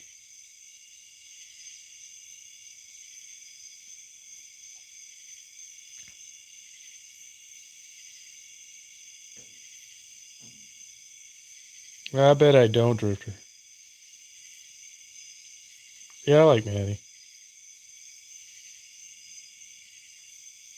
Who, Simca? Yeah, no, I haven't felt like drinking lately, but I am drinking a couple of beers tonight. Yeah.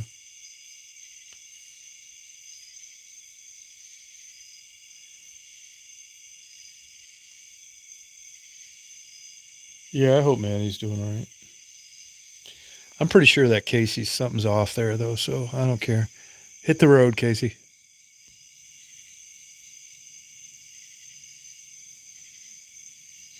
I don't remember talking to anybody from South Bend either. You know, I still get all sorts of crazy ass emails. No, you're right, Mystique.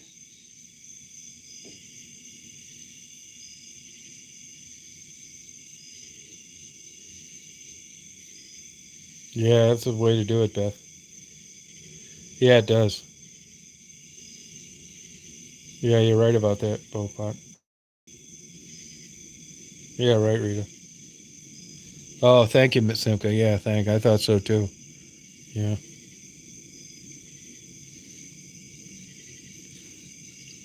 Well, good job getting rid of him or whatever it is.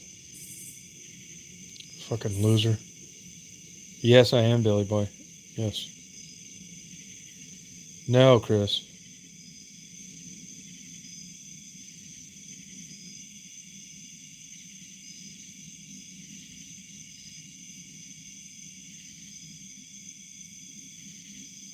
Right. They sure will. You know, you moderators, if you look through like chats or stuff, if you look at stuff later, you can get rid of these people, you know, at your leisure. Yeah, I do, Billy Boy. You're right. No, that sucks, Mystique. Well,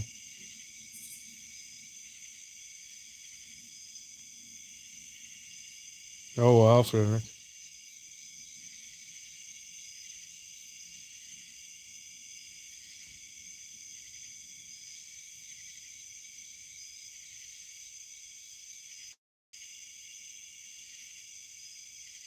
Yes, she does chase him.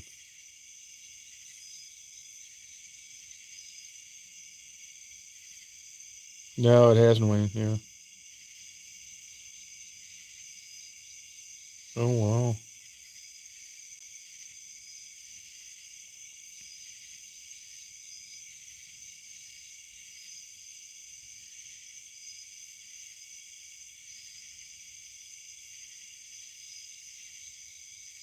I never tried that, Billy.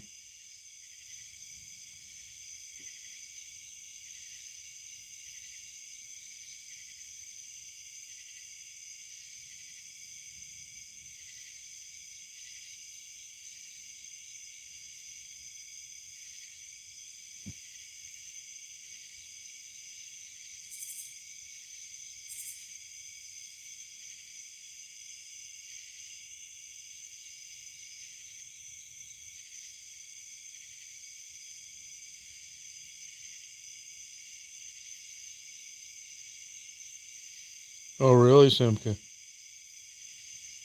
No, I'm not. That's all right, Chris. You've risen to the occasion.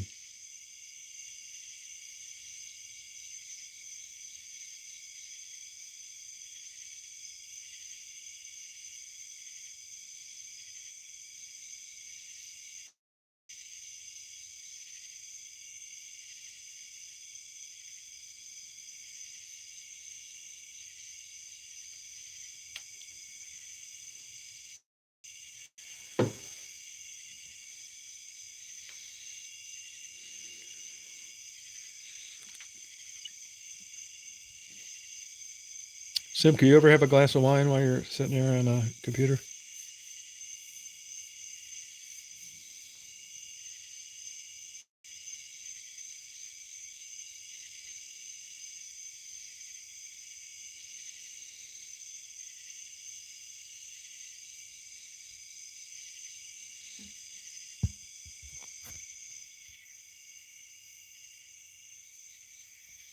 All right. Good night, Salty Girl.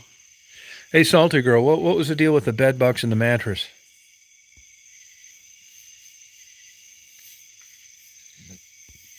Oh, you do, Beth.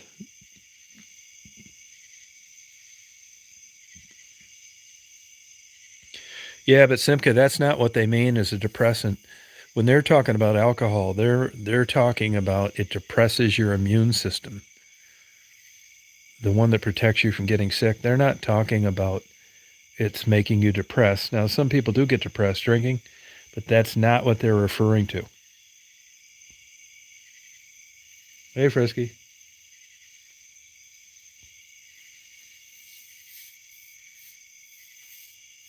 Yeah, I think I got ADT.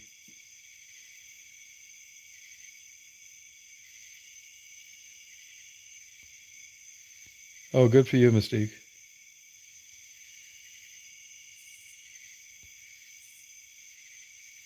Oh, that's cool, Drifter. Yeah, I didn't know that either until a couple years ago. Yeah, look it up.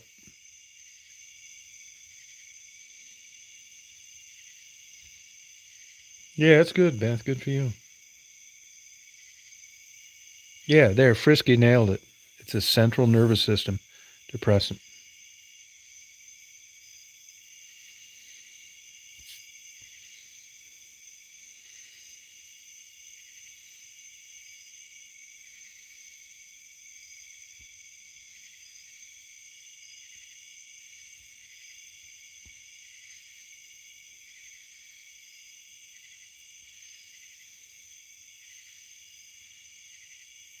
Yeah, good job.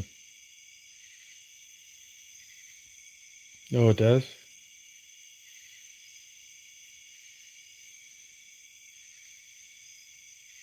Huh.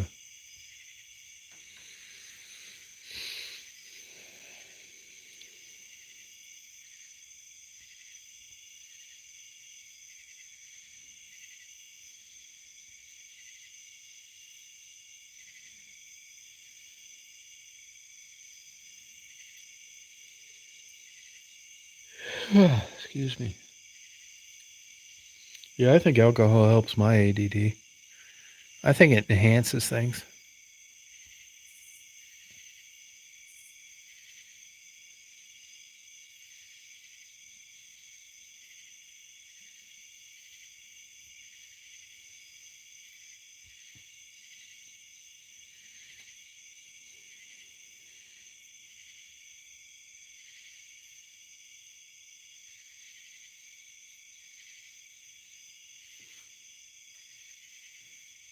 Oh, cool. Yeah, you're right, Wayne.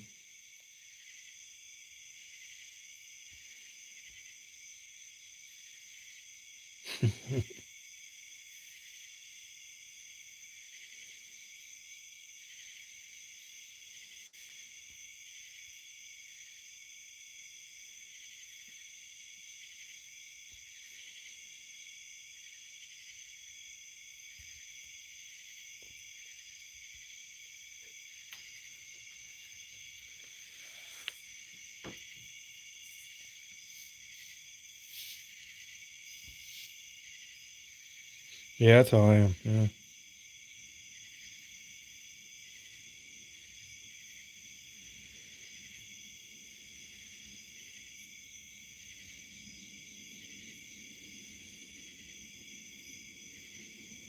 Yeah, I think so, Mystique.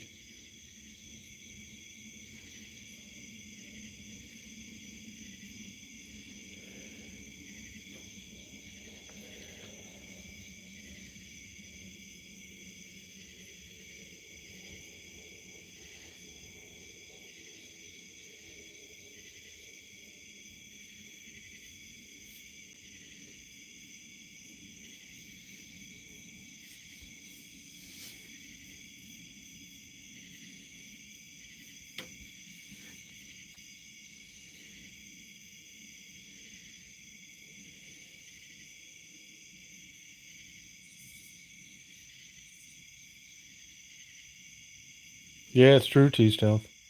I'm with you on that one. It's supposed to be overcast tonight, and I can see stars.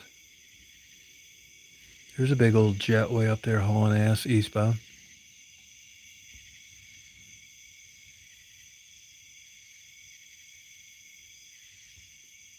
Yeah, I got other ones. Yeah. But they're not as pronounced as this one.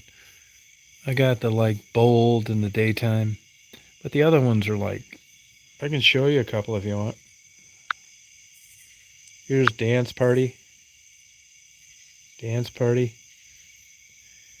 glamour, sepia, silver screen, haunt. How about haunt? Sketch, 8 millimeter, like old movies. Dream. How about dream? Dawn, Nor, crush, beam, normal.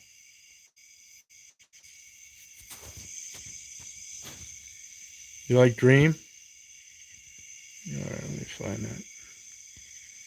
I'll put dream in. There's dream.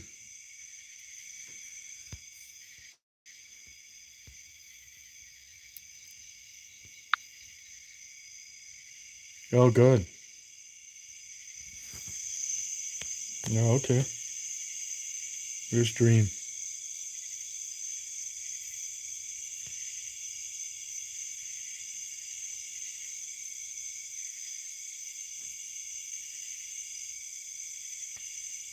That's it.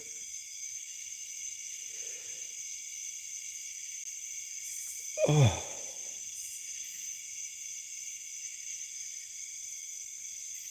oh, you like dream? Oh, okay. Oh, you like those? Oh, you're welcome. You never mess with those shrooms. I'd like to, though.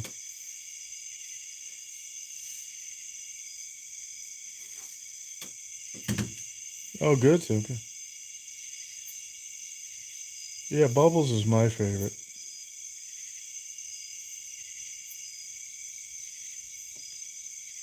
I never liked those, Bailey's cream too much.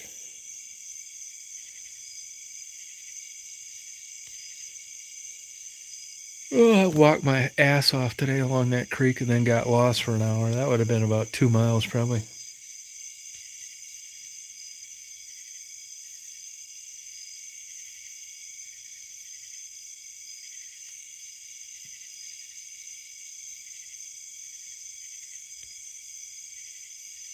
Yeah, I will if I get a chance.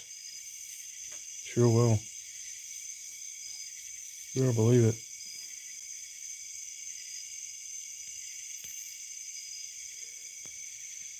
I definitely could use a mind-altering drug.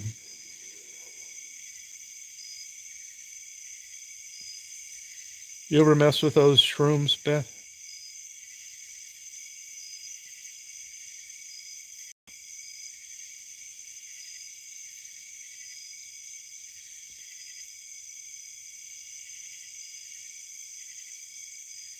Well, how was it? How was it?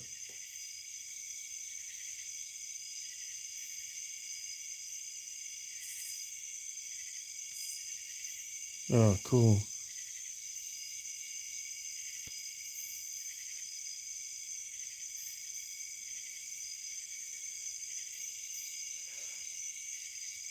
Oh, I'd like to get my hands on some, I can tell you that.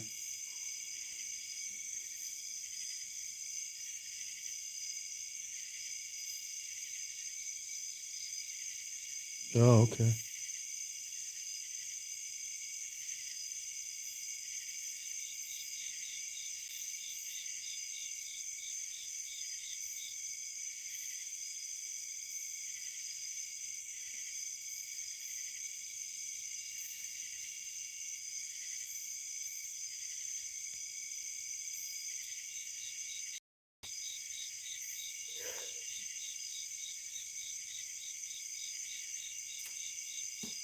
Oh, you can grow them yourself?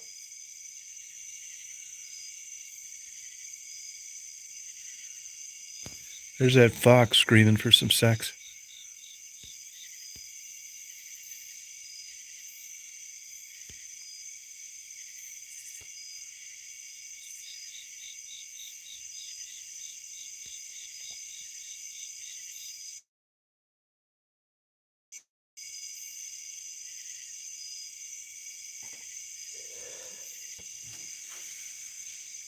Oh, cool. I wish I had one right now.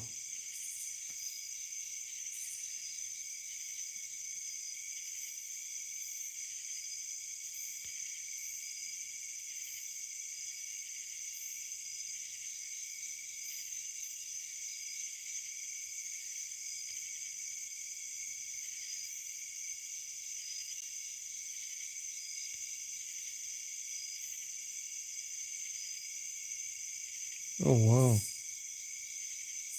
No, I wouldn't.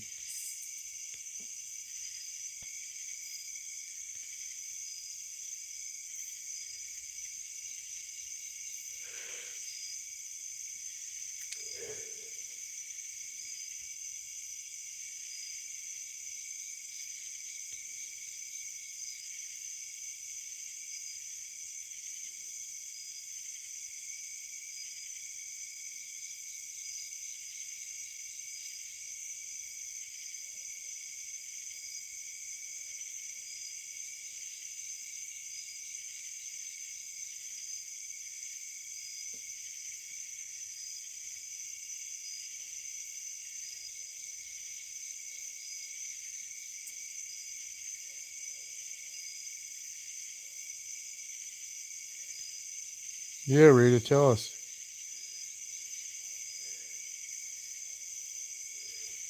Excuse me.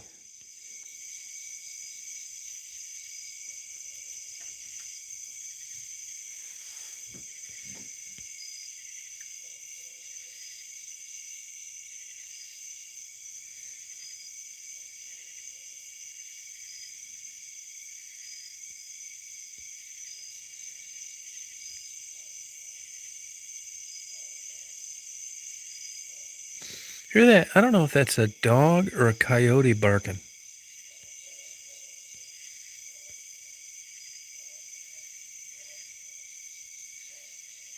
Thank you, Mystique.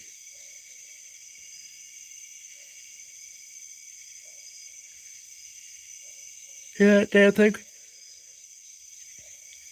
That guy, that house would be about a mile away, and that guy's wife's dying of cancer.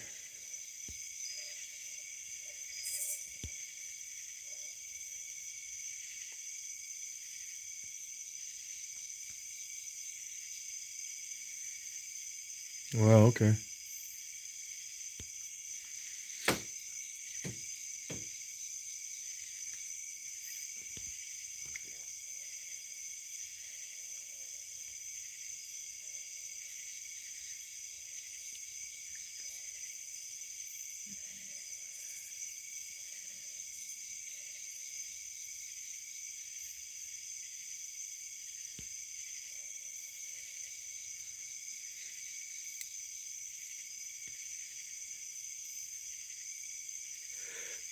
Oh, thank you. I appreciate it.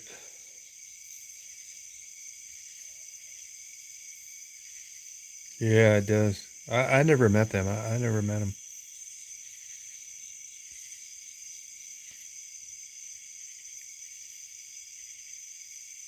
Yeah, that dog's loud.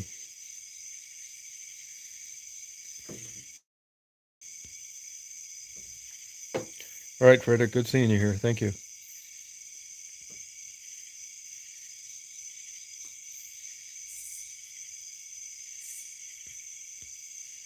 Yeah, you're right, Chris.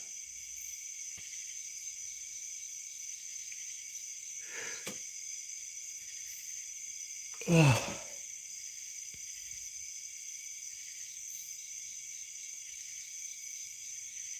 that's all right, Mystique. That's okay.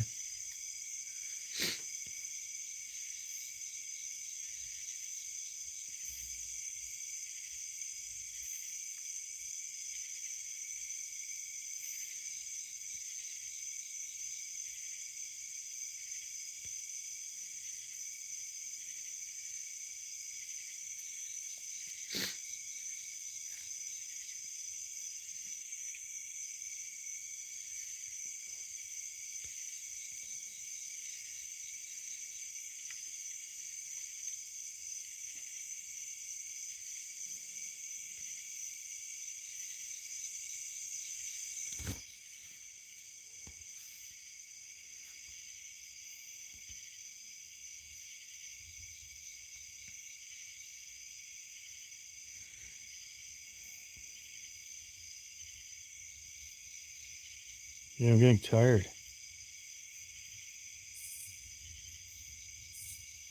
Right, man. I walked my ass off today.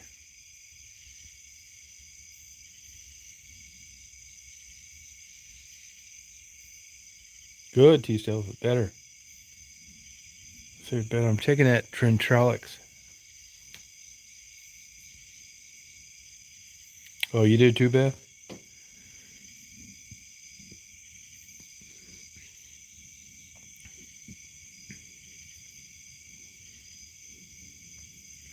Yeah, I walked about 2.5 miles, and then I got lost for another two. And I had these big old giant waterproof boots on. That's what really tired me out. And it was humid as hell. I'll take a video of it tomorrow. You see what I'm talking about?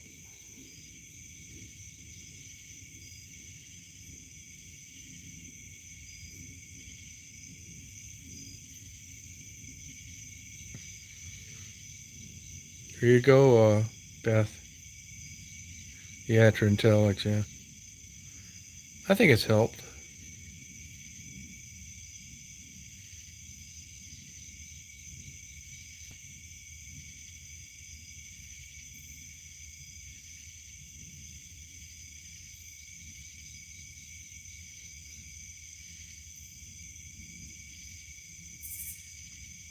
That's it. Yeah, you're welcome.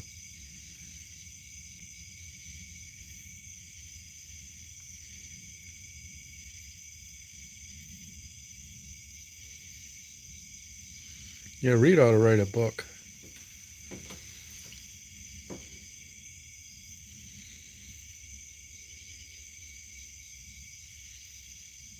That's what it is, Beth.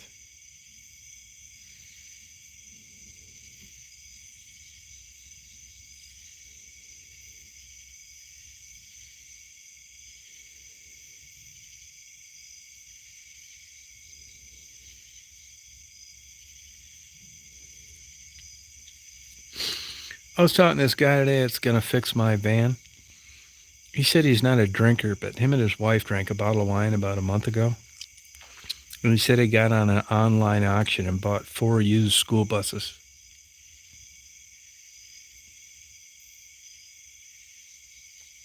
That's all right, Beth. Nothing wrong with that.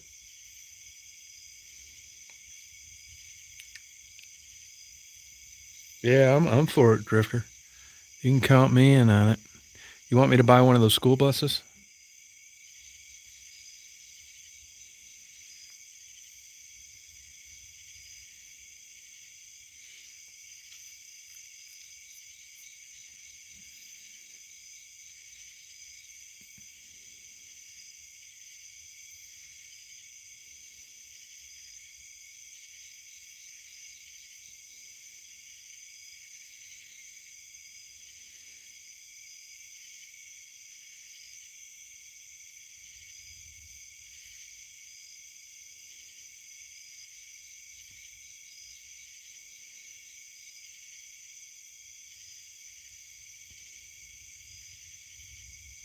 Mhm.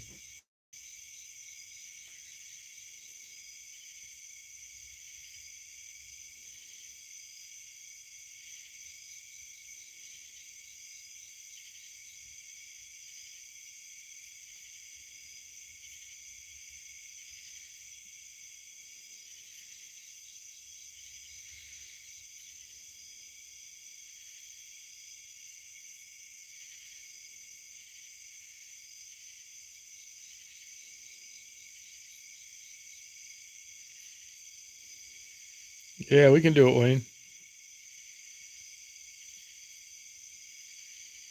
Yeah. Why don't you just start a YouTube channel and talk about it all, so you can like get credit for it?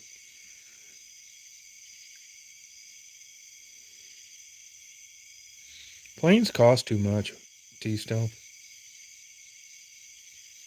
Yeah, that's what he said. He said he's putting them on Facebook Marketplace, and you got to take all the seats out, and you get about $4,500 for them.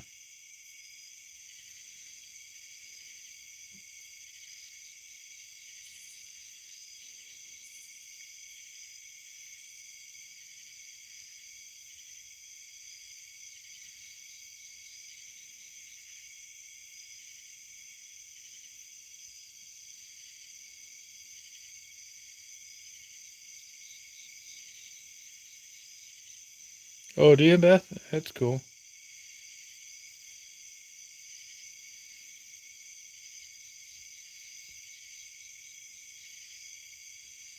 Yeah, I will. I'll do it.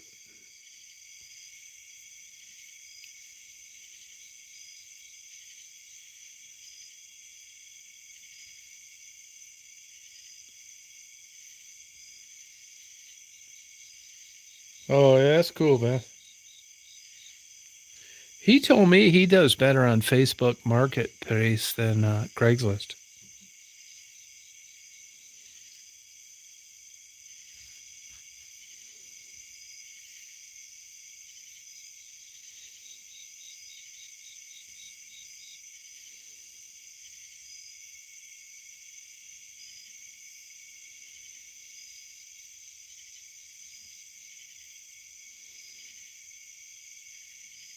Yeah, probably true, Beth.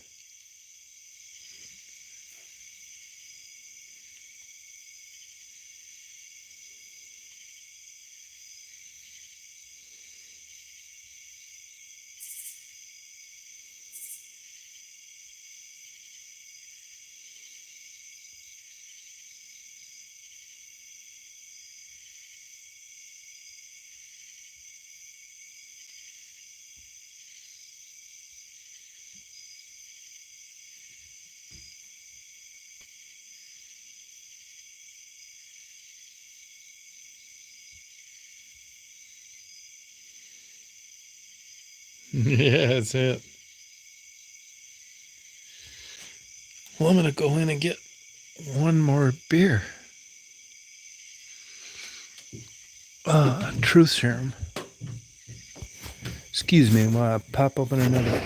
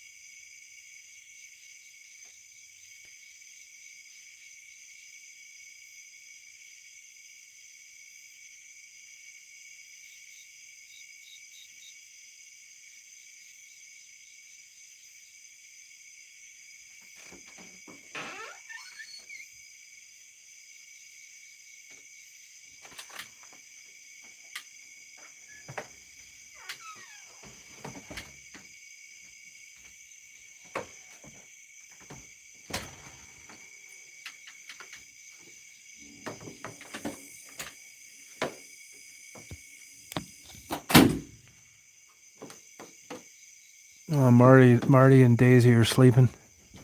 Daisy's sacked out. Totally tired. Yeah, I was into eBay big time for about 20 years. You can look up my eBay, Detroit River, one word. eBay sucks now. And they got this fucked up thing where you send somebody and then they got to get it and unwrap it and make sure you weren't fucking them. And then they release the funds to the seller. Fuck eBay. Say fuck eBay.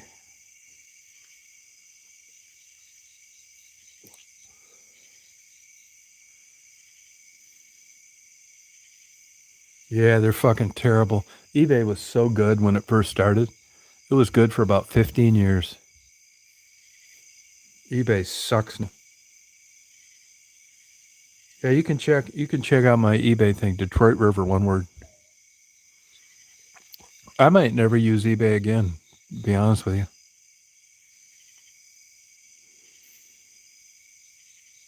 Oh man, I bought some great shit on eBay. Sold maybe a couple hundred things and then it just fucking went to shit. eBay sucks. Craigslist was good too for a long time. Now that sucks. Fuck yeah. Then the dumb motherfuckers got rid of PayPal and they want your checking account fucking numbers. Fuck eBay. Yeah, but they don't release the money until the seller gets his shit and approves it, Wayne. Fuck eBay.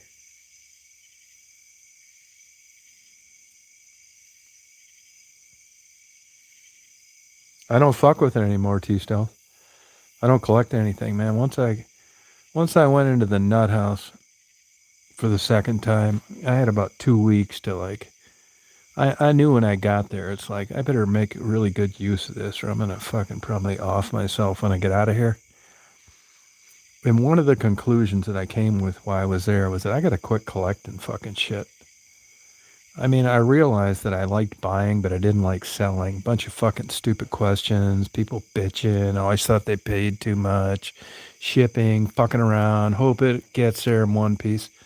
Now, the caveat to that is the other side of that is I'm sitting here down here in Atlanta, in Georgia right now, on a guy that I met on eBay because a fucking photo that I sent him got there in a million pieces.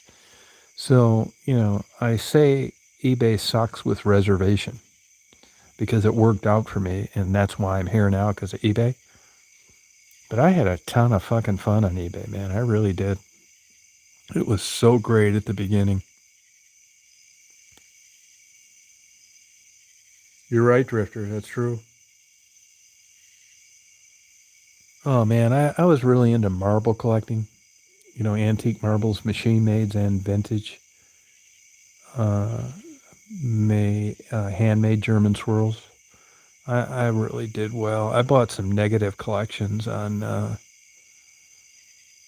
eBay, and when I was in a nut house and decided to quit collecting, and I decided to get rid of a lot of this shit, I realized how I scored early on because everybody was kind of suspicious to eBay, but I made out like a bandit on eBay to tell you the truth. And like I said, I met this guy over eBay. Amazon sucks too. I've been approached 3 times to write reviews for Amazon, and what they offered was $5, big fucking deal, and that I got to keep the item that I ordered and left a fake review on. But when Amazon started out, those reviews meant something, and then the cat got out of the bag, and everybody realized what a big fucking scam it was. So then they went to verified seller, and that worked for a little while, but now it's even worse than ever. Amazon is totally full of shit. They let their fucking ass off. And all those food things like coffee beans and shit like that, that's all. I'll give you an example like coffee beans. If you get premium coffee beans, like let's say from Hawaii, from the mountains, and you buy them from someone other than Amazon, they're fucking $80 a pound or some shit like that. And you go on Amazon, you see the same thing and it's $30 a pound. Those are the beans that they find on the ground. They're not the premium beans that you'd be getting off a legit seller. Amazon fucking sucks.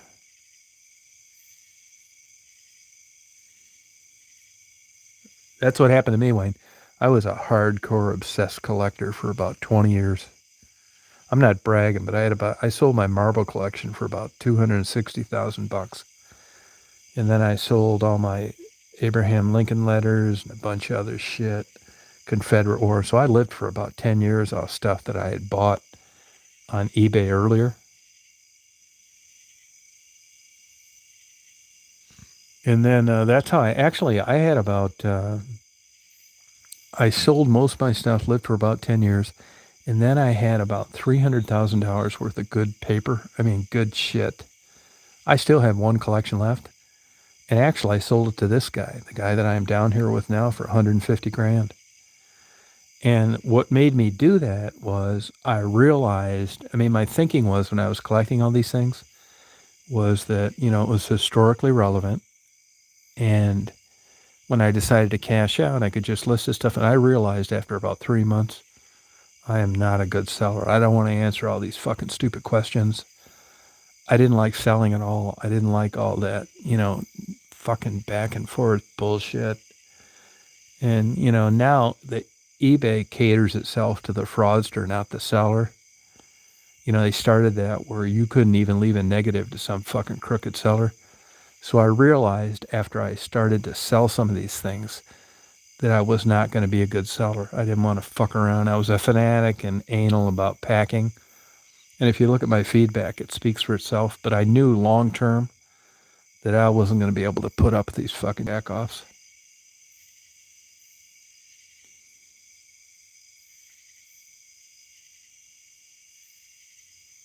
So I said, fuck it. And I sold my stuff for about half of what it was worth because it was 150 grand at the time, non-earned income.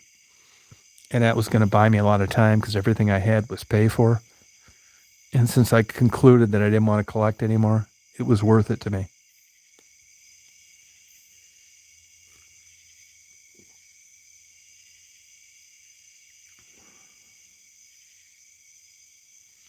And even Marty, the guy that I'm fucking around with now, he says, why don't you buy some of these Jaguars or Porsches? Fuck that, man. I don't want to collect anything. Nothing.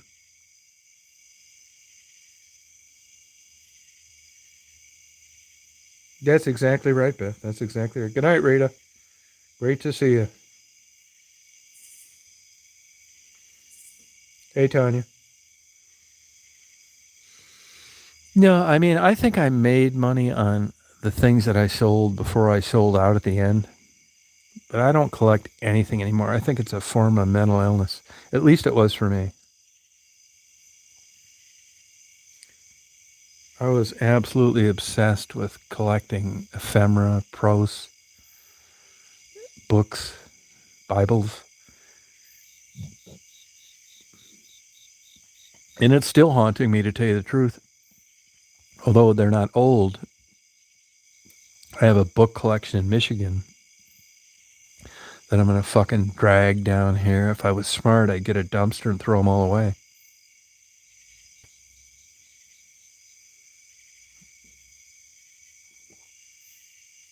No, it fucking sucks, Wayne. That's exactly right. You can't even talk to anybody at eBay anymore.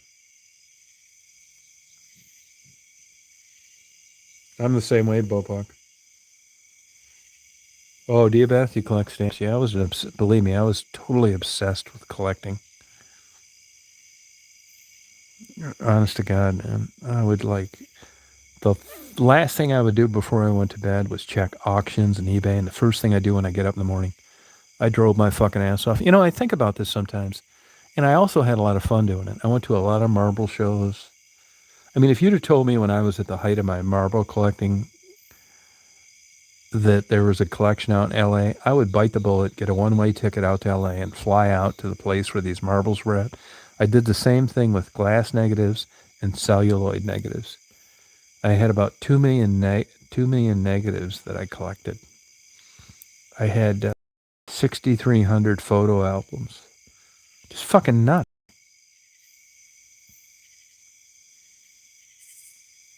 I don't. Yeah, books are very heavy. That's exactly right. Paper. I don't want to collect a fucking thing now. But memories. And I still got books in Michigan that I'm going to drag down here like a fucking moron. I should get a dumpster and throw them all away. But I'm too fucking stupid for that.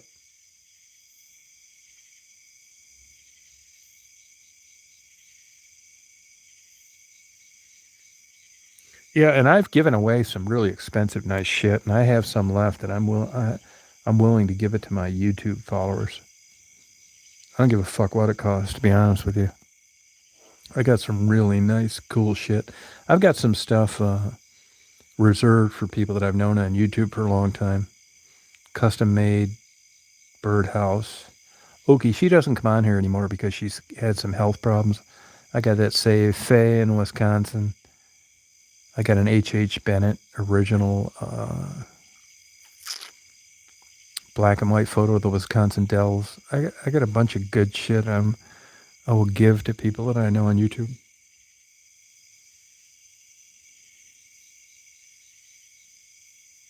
Yeah. There's some old saying, and I can't remember it exactly. It was like what you collect possesses you, or some shit like that. I can't remember. It's true. I want empty shells now. I want everything on a memory stick.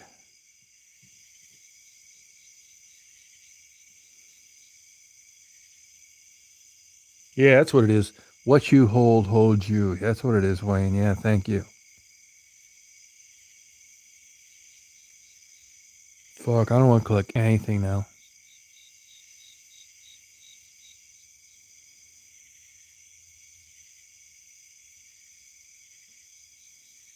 No, that's how I am, Beth. Same way. That's why, other than my books, which are mostly academic books, I did keep my rare book collection. Probably 40, 50 grand, something like that. That was over a long time. And I got a lot of academic books. I like reading about science and medical stuff and cancer and fucking beekeeping and shit. I will drag those fucking things down here, as stupid as it is, because I like reading parts of them, speed reading, that kind of thing. I always thought that I'd get a chance to read all these, and here I am in life now where that's what I have, nothing but time. So I'll get this place, make it really cool inside, read my books, listen to thunderstorms uh, until it's tits up.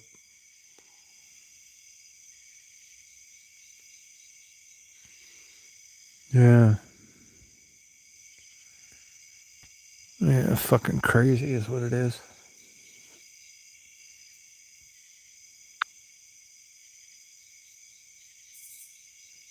That's how I am, Chris. Yeah, good luck to you, Scott. I mean, my plan is now, financially, I'm in good shape, luckily. And the only reason is it wasn't because of smart investing or being shrewd. I got lucky because I sold some businesses and I'm getting this divorce, which is going to be a really huge payday. And I get Social Security now. So I don't have any bills. I don't have any debt. So I'm just going to plan is to just fuck off down here, listen to rainstorms, read these books, fuck around with this equipment until it's tits up.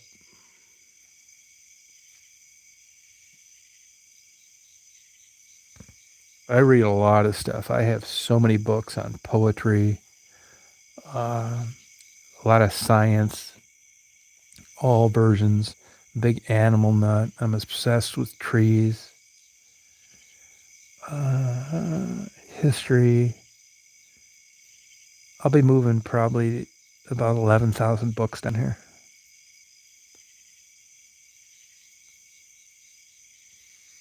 Yeah, honestly, I did pretty well in business, and then went through this depressive phase.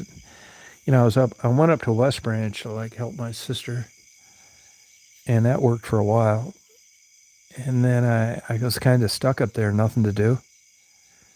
So I just met this fucking guy on eBay, actually, and man, it was a godsend. He said, "Why don't you come down here and just fuck around Georgia?" And it's like, well, you know what? I think I'm gonna file this divorce, and it's not like I got a girlfriend or I'm dating or anything. And I thought, fuck it. Took off with a week's worth of clothes. 4 months now I've been here.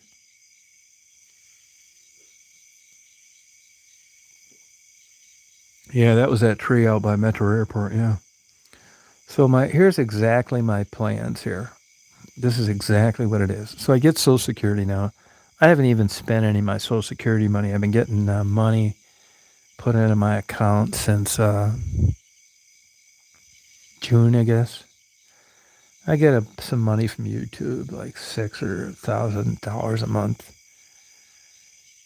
And the real payoff's going to be finally getting a divorce and splitting this property in Florida, which ought to get me about $1.5 to $2 million. Now, I'm not bragging. I mean, that's okay money, but it's not. For a guy like me that like drives old cars and buys used clothes. It's not that I'm cheap. It's not. It's that I don't give a fuck about it. So here's exactly my plan. I build this kick-ass place inside this warehouse. I have a good library.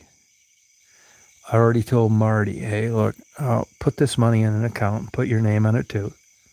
He's 6 years younger than me. Daisy likes it here. I'll sell my condo. It's only worth about $130,000, but I paid cash for it. I only paid $75,000 cash. So I got good cash flow because I don't have any debt. I stay down here, fuck around here. I cut grass. This is a hard transition, but I'm glad that I did it. I'll be out of Michigan, down here in Florida. And then I'm just going to fuck off. Yeah, I'm going to fuck off. I'm just going to walk the creek, feed the birds, and fuck off. I'm going to build this nice place with all nice wood, good beds, nothing fancy, but like super cool, all hardwoods. And I'm 66 now, and I'll be 67 in January.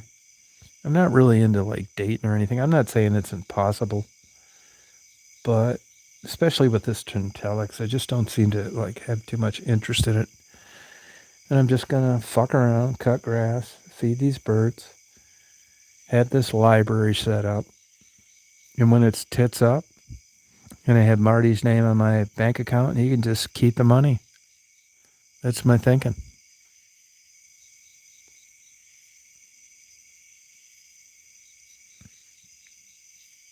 Yeah, I'm not saying it's impossible that I wouldn't have a relationship with somebody, but I think I'm a lot mellower, nicer guy than I was before. Not that I was a dick, but I just don't think that I could like stand somebody around all the time. Like I fuck around YouTube, which was just like shit luck. I never thought I'd have any subscribers. And I'm in this little town where, once I leave a place, I'm done with it. I did it with Chicago. I did it with Florida. I'm probably going to do it with Michigan. I get down here, I go in, talk to the girls at the dollar store. I go to Molly's and get a lottery ticket and a coffee in the morning. And in a way, it's a big, huge relief that I'm not unsatisfied. I'm like realizing at this age that it's going to be tits up in about 15 years, maybe at the most. And I'm just going to fuck off until then.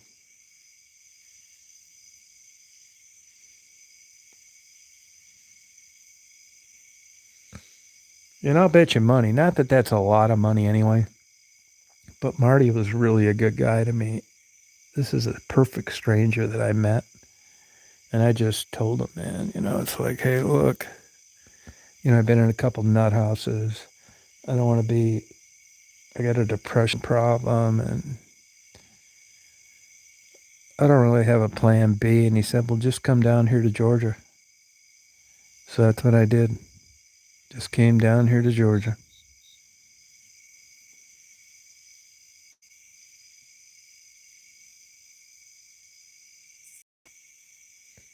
Yeah, it's fucking funny. Like, I'm an older guy now, and I don't think I'm like a good looking guy or anything, but it's weird that I do meet women that seem interested, and I'm always shocked about that. I'm not kidding you. It's so weird.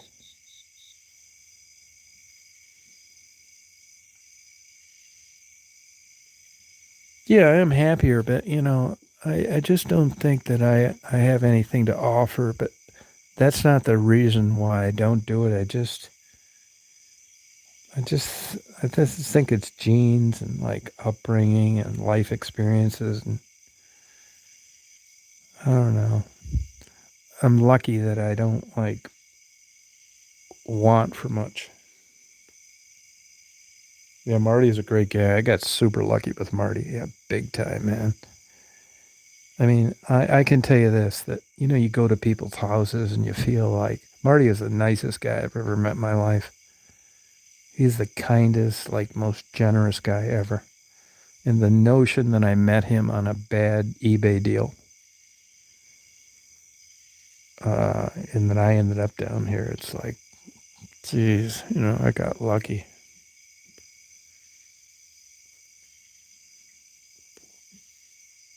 Yeah, he's a super good guy. Everybody likes him. He's like the kindest, nicest guy. Daisy's in there sleeping with him right now. I mean, there's nothing you can do to piss him off. He's never like in a bad mood, or he's just like a Jesus type guy. I'm not kidding you. Hey, Conan, we were talking about you earlier. Yeah, just like the nicest, kindest guy ever.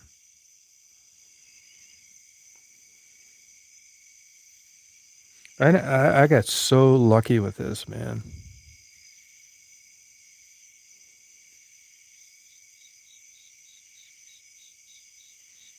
No, that's how it happens, Christine.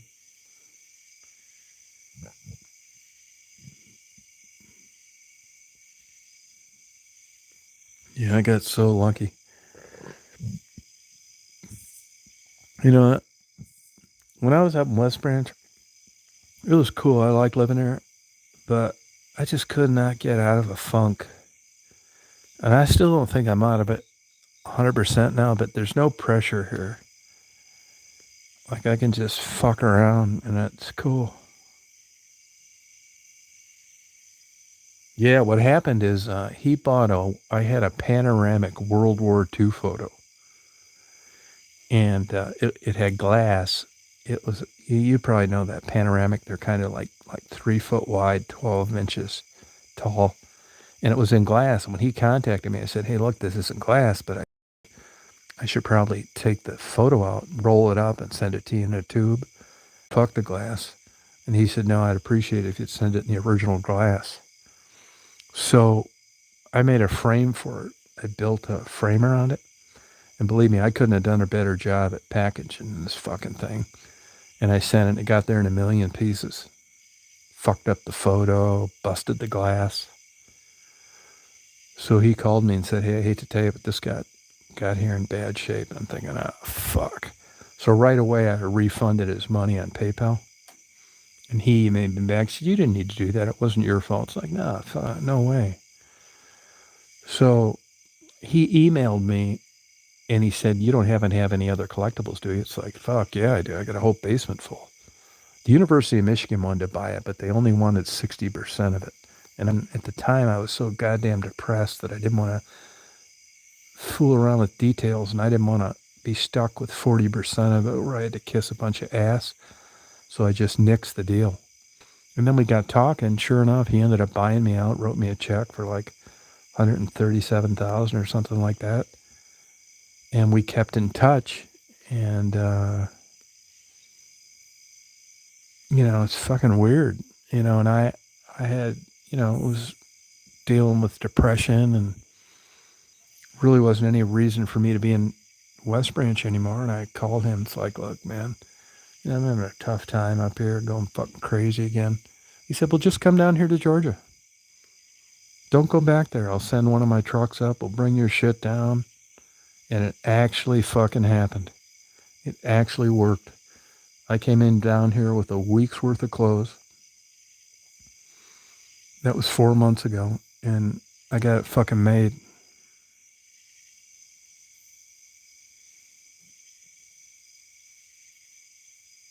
Yeah, I got lucky. And we get along great. He's got a great sense of humor. He's the nicest guy I've ever met in my life.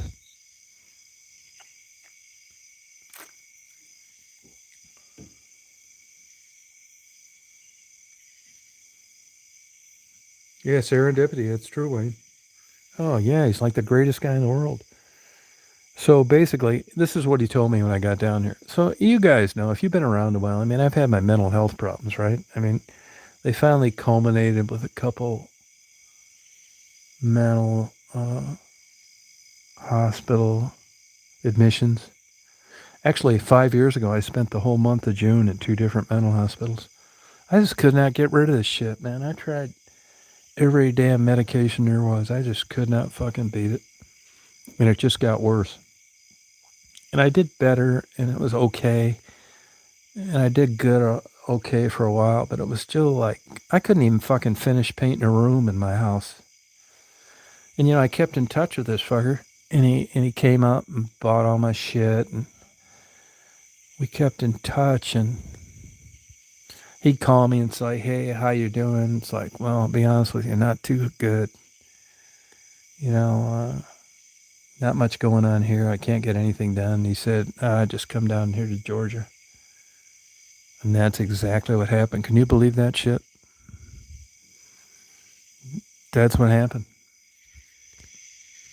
Came down to Georgia. Here I am.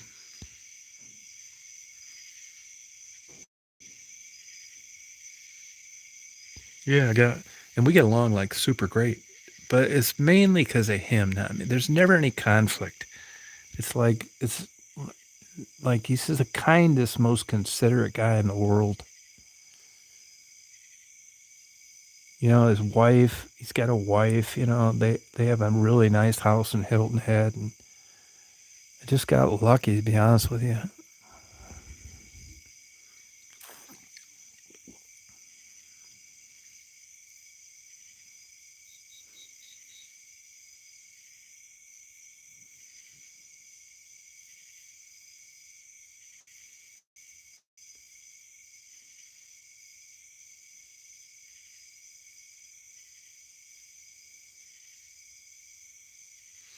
Yeah, I think I'm doing in a good place now, too. I mean, I pay my own way, and, financially I'm okay. And it's been fun, to be honest with you. Not, honestly, to be totally truthful with you, I had a hell of a time doing this. Man, when I first got down here, I thought, I'm going to go fucking crazy down this goddamn place, man. Really. There was a couple times I wanted to go back. Good night, Sharon. Yeah, I got lucky. You better believe I got lucky. I still am depressed, but not as bad. Like, I got stuff that I can. I used to like be able to do things like, start new businesses and run them, but it just got to the point where I couldn't do it anymore. So I got shit lucky.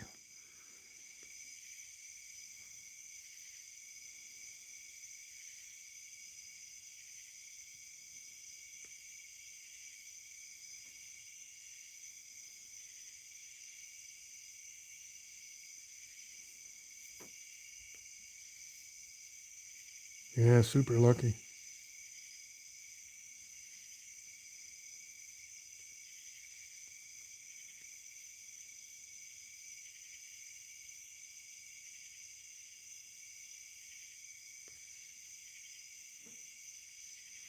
Yeah, I've always my whole life I made a fresh new start about every 10 years.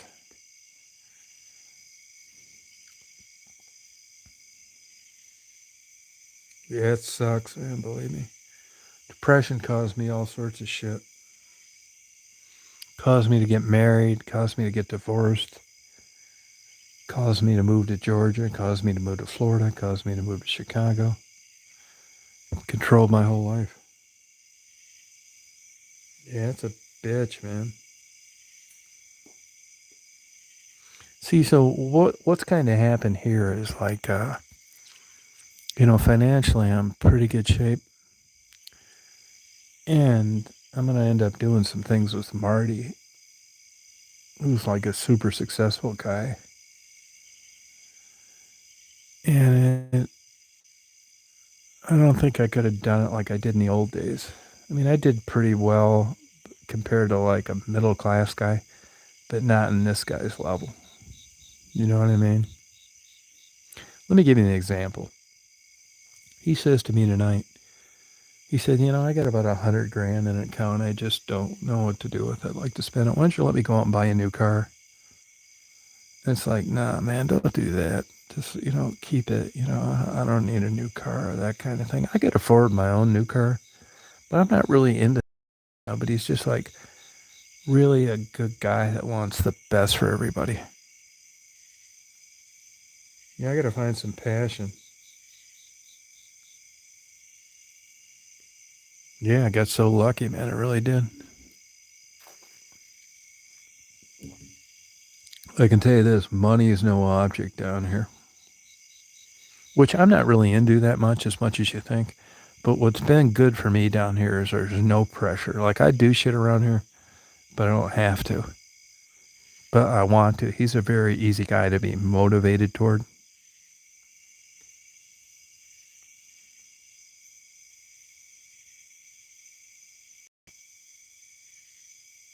Oh, I believe that. Sorry about that, Melissa. No, I don't care about money anymore. No, really, I buy like used clothes, and I don't collect stuff anymore, and I'm not into airplanes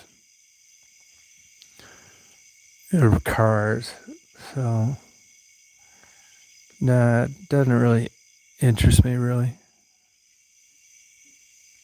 Yeah, sorry about that, Melissa. Yeah, and I was never a guy that like hung around with guys. You know, it's just weird. His family says to him all the time, "Have you kicked that guy out that's living with you yet?" His family's really nice, but they just can't believe that he's hang. See, he never hung around people, neither did I. And here we meet through eBay, and I'm living with him, and we get along great. We're going on 4 months. Isn't that crazy?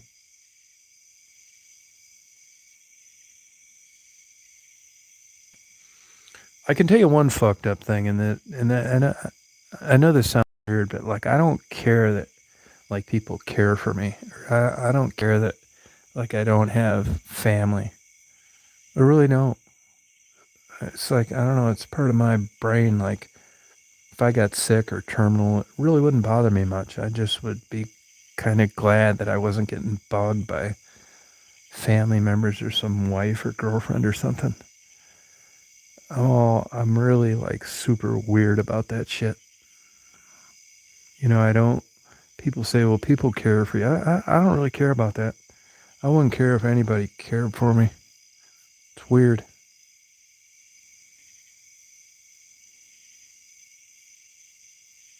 Yeah, I'll do that.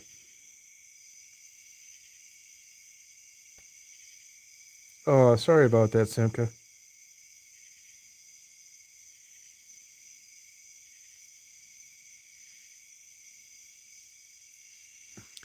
Yeah, I know. It's funny. Like I think I am antisocial, which I think is a manifestation of depression. I'm not sure of this. The reading suggests that that's the way it is. And then when I talk to people, they said, "What do you mean you're antisocial? You know everybody around here. Like you make friends. You only been in Crawfordville for 4 months, and you know a bunch of people. But it's all surface type. Like I like knowing people like YouTube, like this.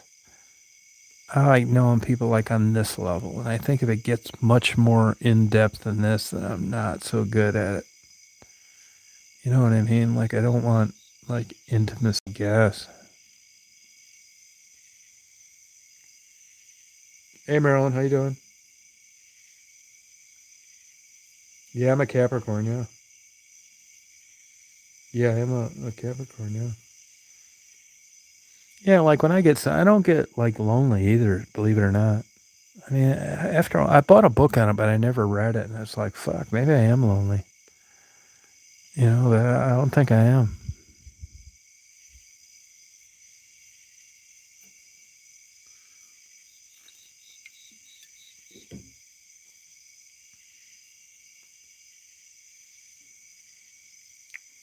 Yeah, no, that's too bad, Simca. It's worked out that way for you.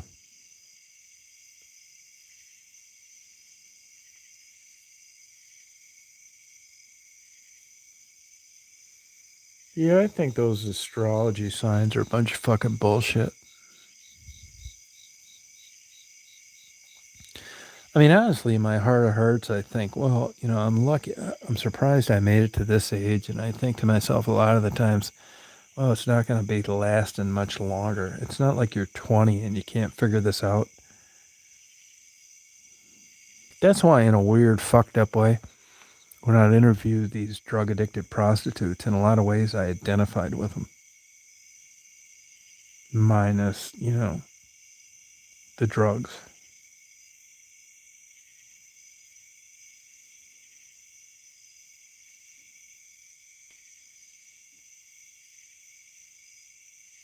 Yeah, probably true, Simca.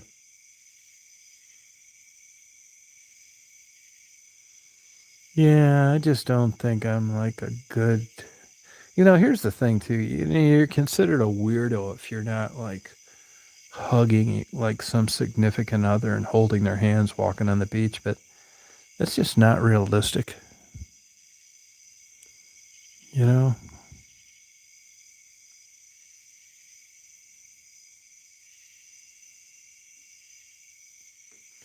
I think when you get older and like you don't have like I don't care if I have any friends. To tell you the truth, it's like really I could do fine with none. I mean, I'm glad I have the ones that I have, but I could just as easily have none. I don't think it would affect my mental health.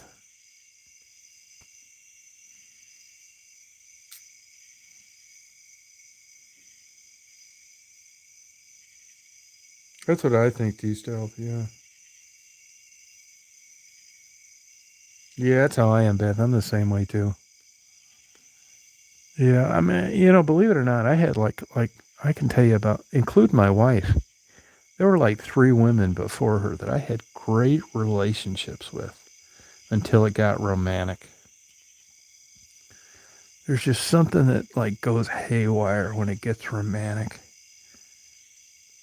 That's why I've even thought sometimes it's like, well, if you're just looking for like companionship and you like doing stuff and you like having somebody around, like Marty's great. He's got a wife. We get along great. But as a straight guy, I think sometimes, well, maybe if I just met somebody and then I think I better go the asexual route, like a non sexual relationship so I don't fuck this up. It just changes things.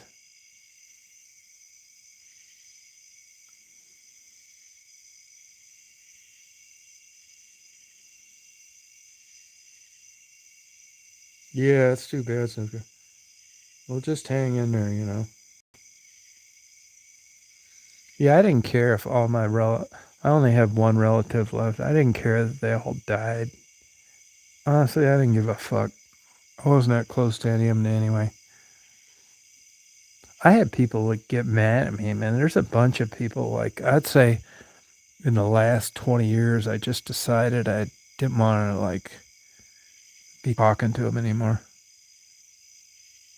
I didn't return their phone calls or their emails, and I just wanted to like wake up with nothing on my phone.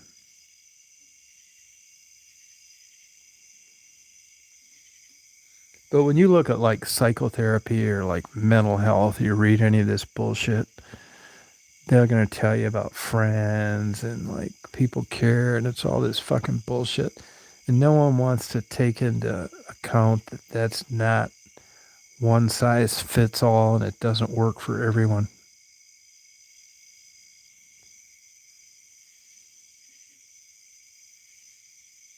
Right after. Well put. Well put, Drifter.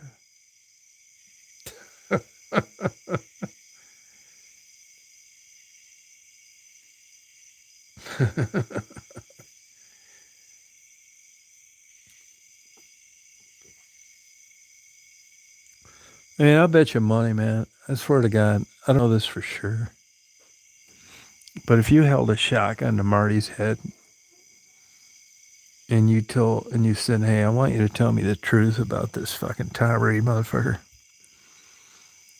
he would say he's a crazy motherfucker, man. But I think he's a really good guy, and I like being around him. That's what he'd say because we're just so different about how we feel about certain shit.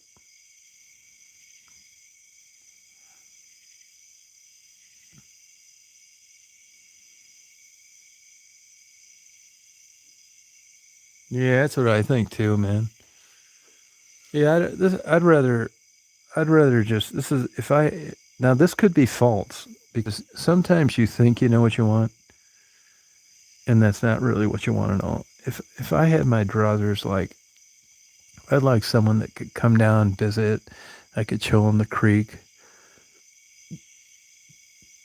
take them out to a couple of these local diners, and just be like platonic.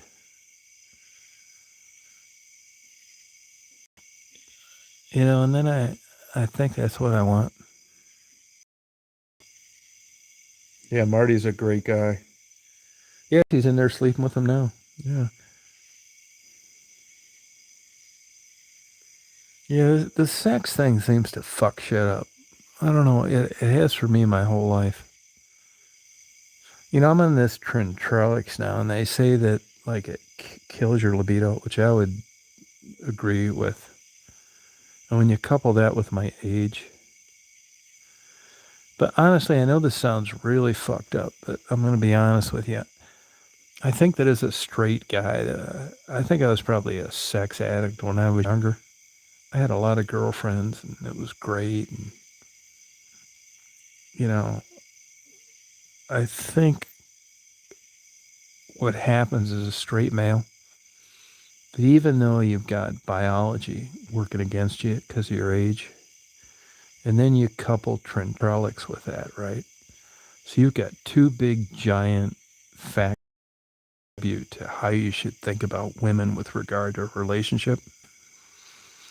But I think there's a part of the male brain that even if you were impotent, and even if you weren't on Trentrelix, and even if you weren't older, there's a part of the male brain that you always have this imprint that, you know, your interest in women and sexually, because even though I don't feel like that from a biological standpoint, that I want to date and I want to have sex with women, it's still in the back of my mind, which is disappointing. And I just think that's from just being a straight male for all these years. Like that never quite goes away.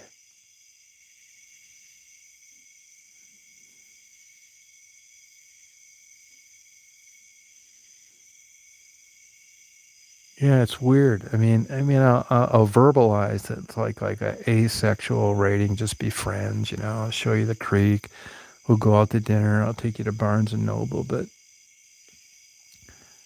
there's a 1% of me that thinks otherwise. Yeah, I think you're right, Simka. Yeah, yeah, and I'm not so sure that ever goes away.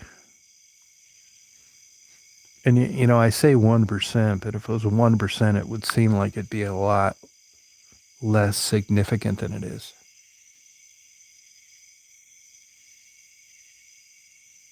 Yeah, right, Simka.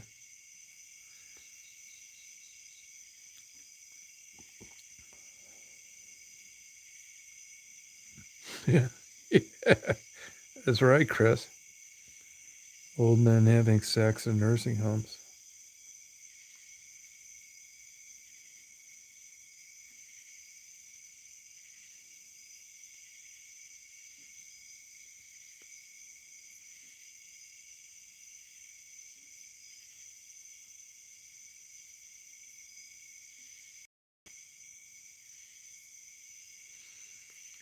Yeah, that's kind of true, Breath. That's kind of true to an extent, but I don't think it's 100% valid. You know what I mean?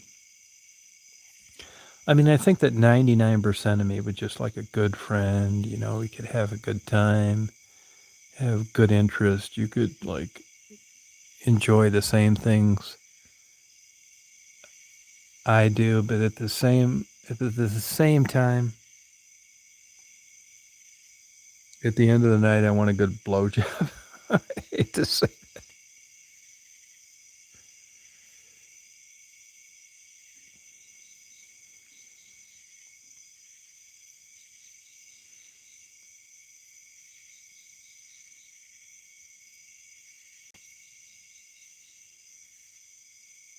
You know, it's fucked up. You think that way. You know what I mean? I know I could do without it, and I think thinking that way would monkey wrench the whole thing.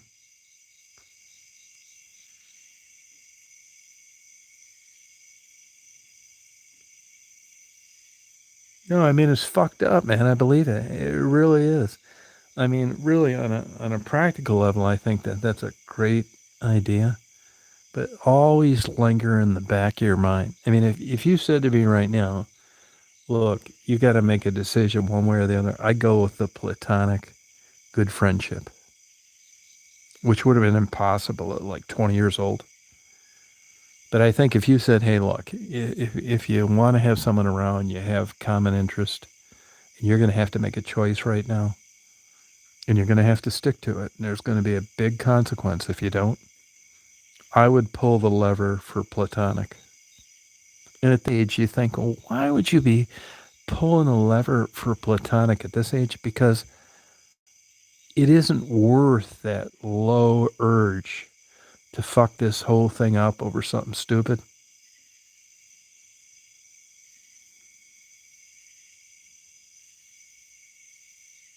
Yeah. I mean, this is human behavior. It's very interesting to talk about because, especially when you're like an open forum and you talk to other people like we are tonight. Yeah, platonic.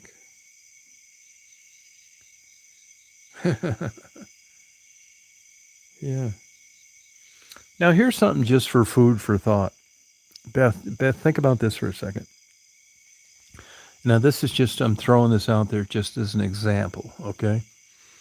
So let's take for an example, like I met somebody and, and it was platonic. And we were having a good time. And it was everything that you dreamed. We liked poetry. We liked walking the creek. We liked going to restaurants. We liked exploring Georgia. It was all the things that we thought we liked. And, it went on like that for a while. And then the relationship was predicated on honesty. And I said, hey, look, we agreed that we'd be honest with each other. And you'd say, oh, yeah, yeah, sure. Yeah, I sure did.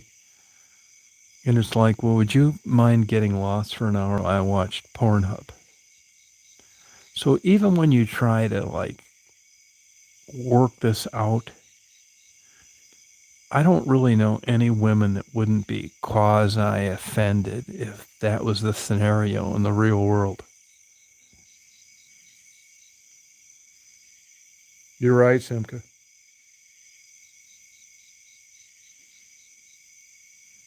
Yeah, Simka's right.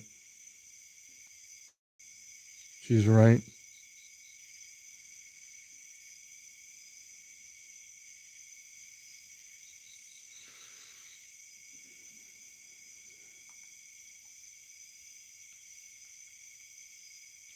Yeah, honestly though, I don't know as you get older though if the chemistry is the same definition as it did when you were younger.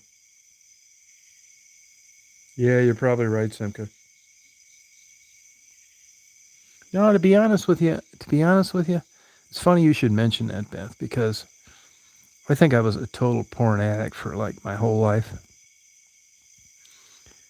And that honestly, when I watched porn, I didn't want anybody else around. I mean, you could have taken the hottest like uh, woman in the world, And she said, "Would you mind if I watch porn for you?" And I would probably say, "Yeah." How about we, talk about this later? It's fucked up. It's weird. I know. You would think that like that that would be something really attractive and interested, but it really never was for me. If I watched porn, I didn't want anybody around. No, I have not, Miss Lil. No.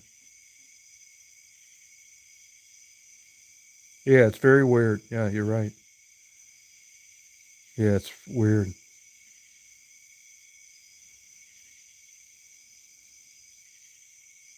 Art of flirting. That's true. But I just think that sooner or later that you're gonna figure out what's what. I can remember thinking when I was young, I can people's spouses would die, and I would always think as a young guy that didn't know anything.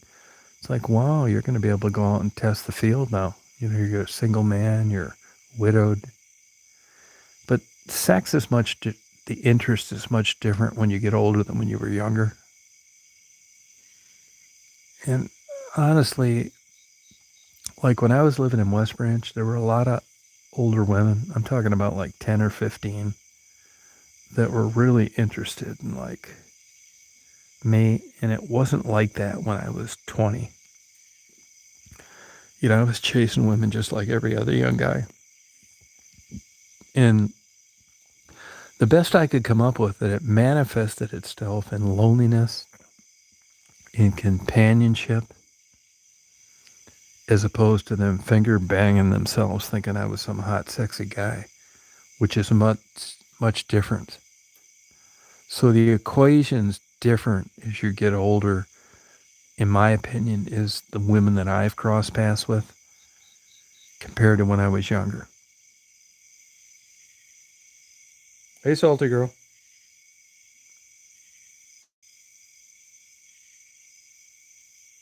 Oh, that's sweet of you, Simka.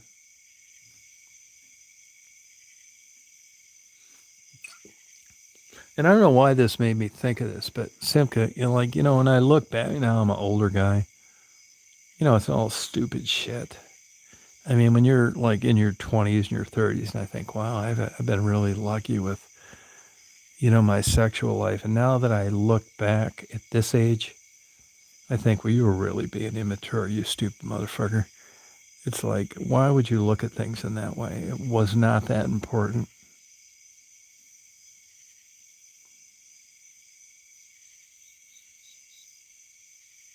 Yeah, but I noticed like the older women in West Branch, it's different than, if I'd had women think like that when I was 20, I had a buddy of mine that modeled full time, and I know it's possible. That was not me. But I notice as I've gotten older that these older women think that way.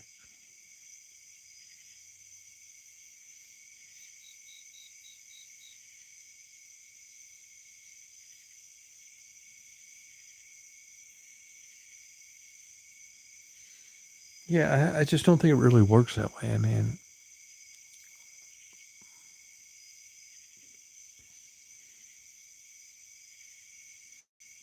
I didn't remember that Mystique. No, I didn't.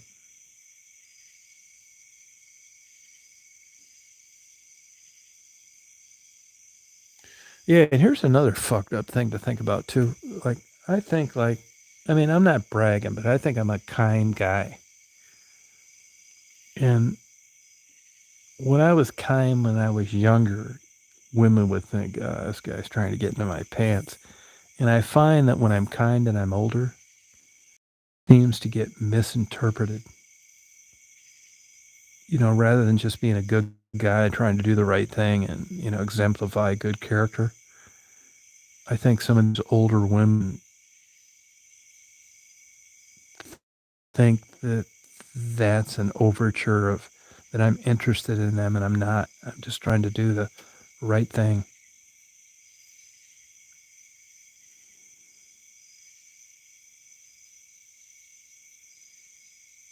So weird.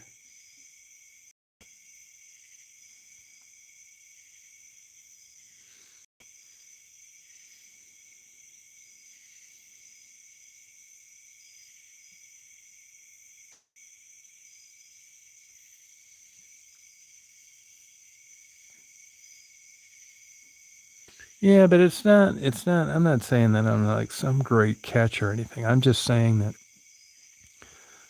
the behavior from women in my younger days is much different than when I'm older. And everybody knows that the intellect in women with regard to like attractiveness is different than in the male mind.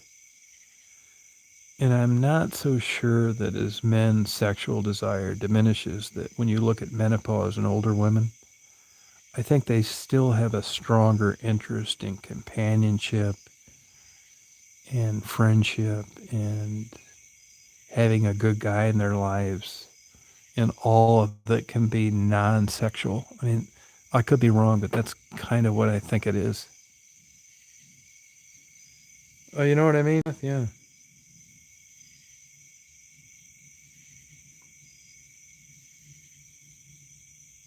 Yeah, no, yeah, I get it. Yeah, that's exactly right.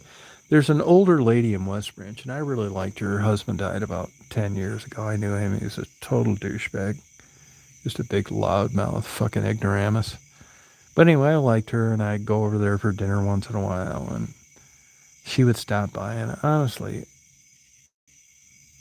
uh, I liked her as a like person, but I didn't want to hang around her that much. And I just realized after a while, I would go over there and like it was fun. We'd have some good conversations actually, which I appreciate. And one, not too long before I left for here, we met at a local restaurant, and I wouldn't do this as much. And she's like 81, really sharp, and she said to me, "Do you think we're dating?" And I thought, "Fucking dating? Are you crazy?" I mean, that was my thing. It's like, yeah, but I said, "Yeah, kinda," because I didn't want to hurt her feelings, just like Simca said. But believe me, this at my age, talking to these older women, I'm not saying it's anything to brag about, but it isn't anything at all like it would have been if I'd have got that tension when I was 20 years old and these were all good looking, attractive women. This is much, much different.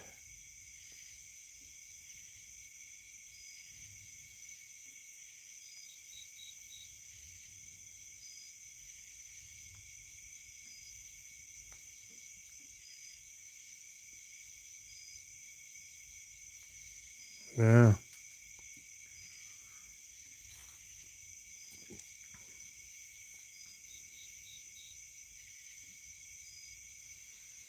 Now, I can tell you something else. You know, I got a pretty good buddy of mine. It's a physician up there where I was living in West Branch, and I get along with his wife really well, too. We got fucked up one night on good wine. And, you know, drinking, you know how it goes. You lose your inhibitions. You say shit that you normally wouldn't say. And I said to his wife, I know this sounds terrible, but I'm going to tell you anyway. I said, you know, Patty, uh, I've noticed as I've gotten older that I didn't want to fuck these older women. I can't believe how many excuses I've come up with on not wanting to get together with them. And she just burst out laughing and she said, well, why don't you tell me how you really feel? And we all laughed our ass off for about 5 minutes. But, you know, you talk about alcohol and losing your inhibitions. That's a perfect example. And that was as honest as I could have been. And it's true.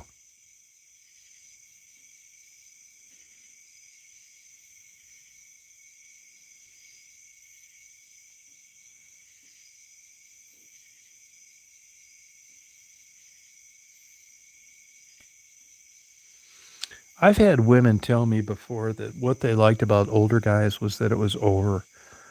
They weren't trying to impress you with a 400 horsepower pickup truck or how big their dick was or how much money they made last year.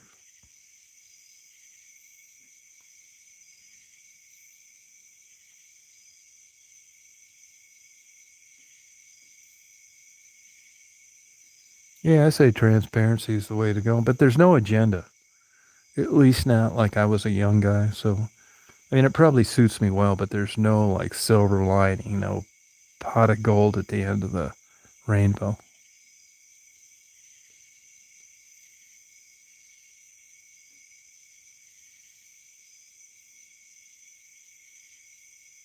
Yeah, you're right.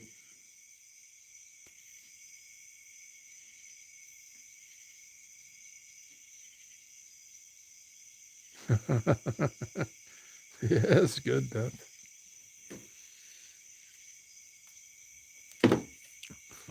Well, it's supposed to be overcast tonight, and I can see the stars on here.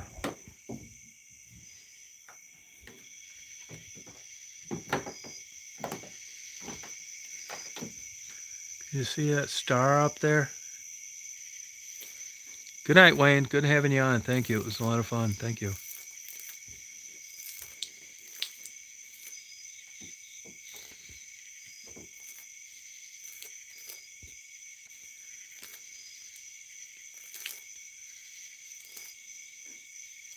Yeah, I mean that's part of the equation, Conan. Yeah, it's no problem. It's funny you should say that because I mean I had some relationships with some younger women when I was older, and I want. There's one girl in particular. I want to leave her some money in my will, just because she was a good person. Goodbye, Wayne.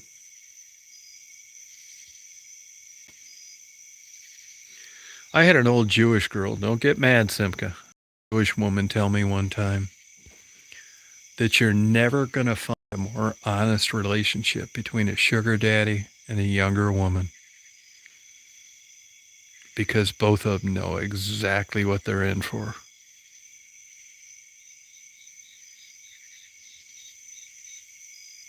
Yeah, right there.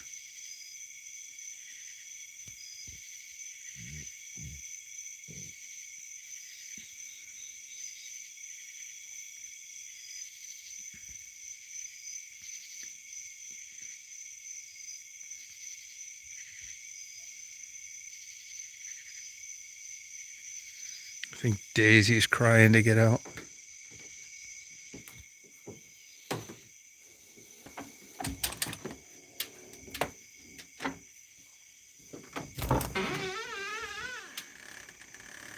Come on. Come on out.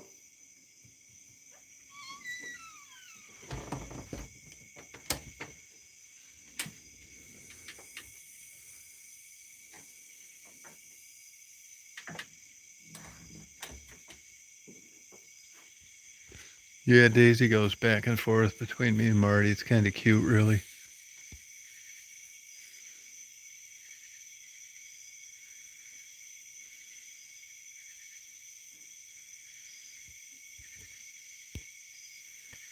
I mean, I think in the midst of this discussion, I think that women that even wouldn't really agree with it, just how the conversations went, I think you can understand why adult males would use escorts.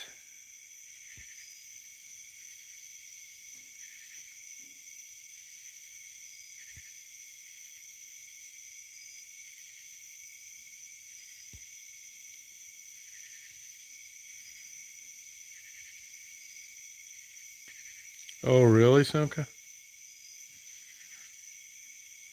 Yeah, she wakes up Marty sometimes. He doesn't seem to bother him, though. Oh, big time spoiled.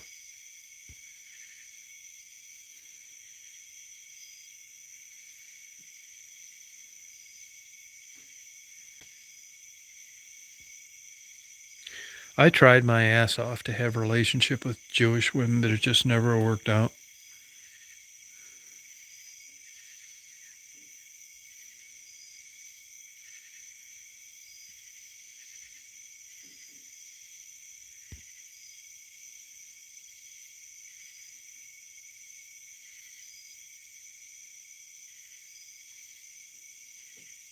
No, not Becky.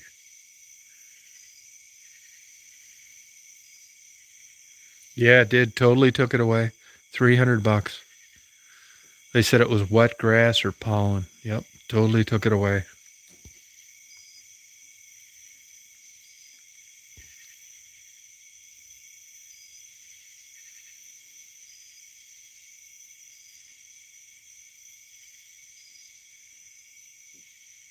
I don't know if you have a dog that's having that problem, but I can get you the name of the shot if you want.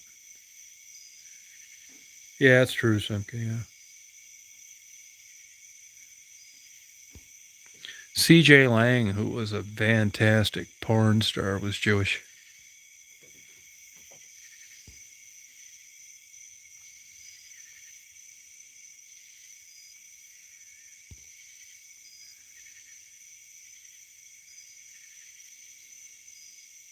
Good night, Conan. Glad you're feeling better. Have a good day tomorrow.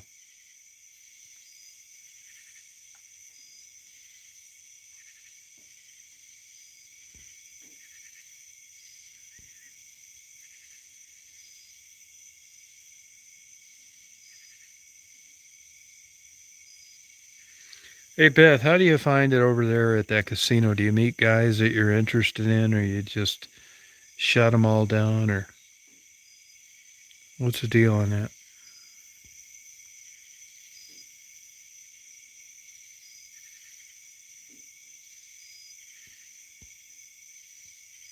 That was Becky, apple of my eye.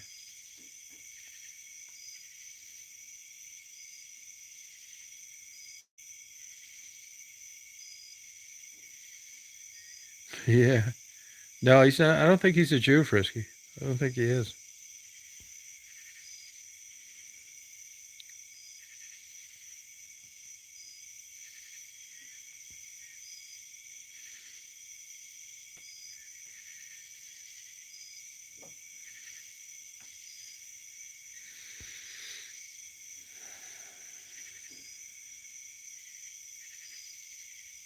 Oh, you do?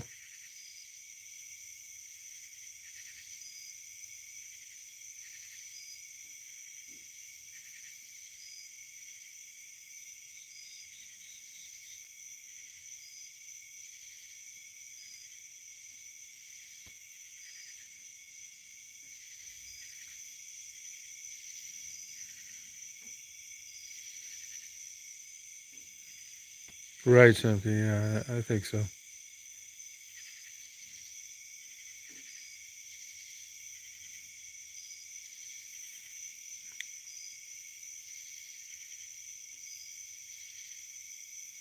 Right.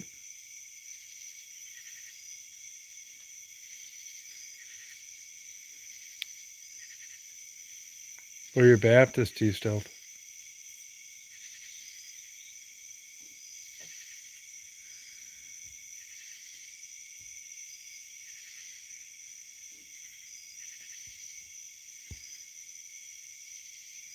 Oh, you say no, Beth?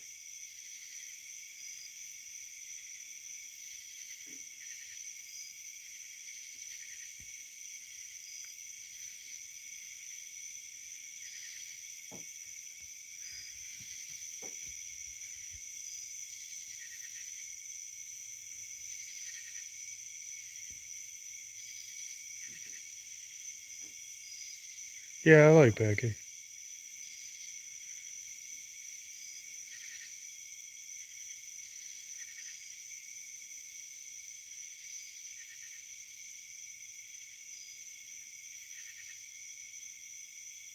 Yeah, I agree, Beth. Yeah.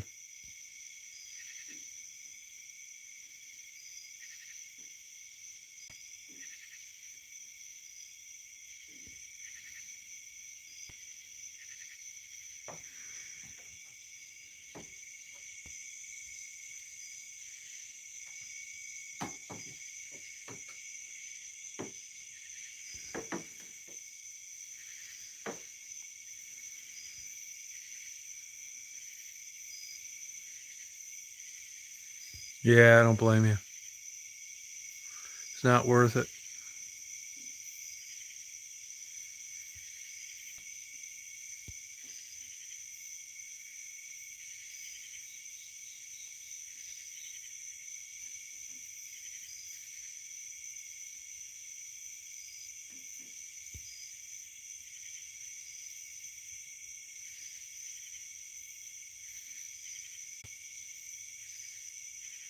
Yeah, sorry about that. I like that place.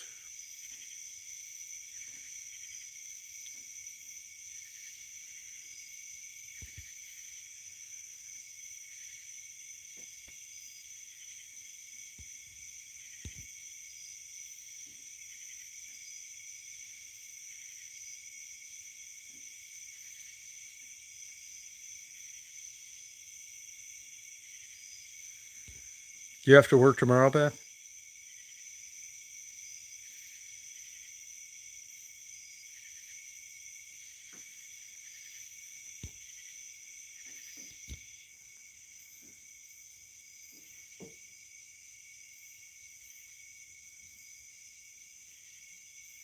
Oh, good for you.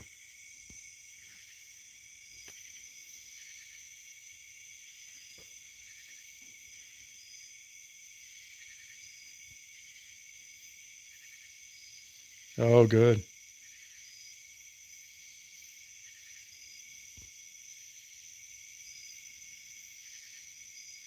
See, Beth, I think you're a little young to be stuck in Dowagiac. If you were 15 years older, I think you'd think it was great.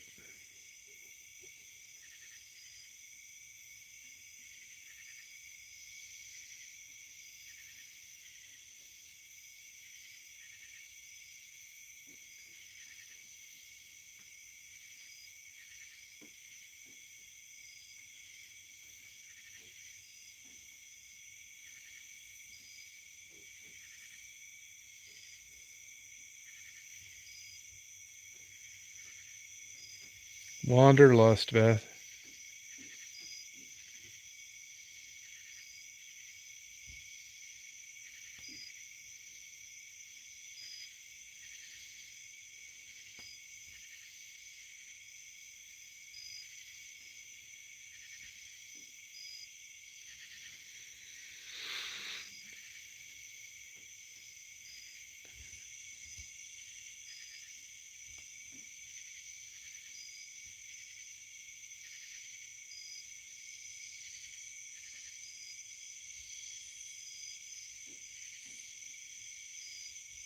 Oh, have you?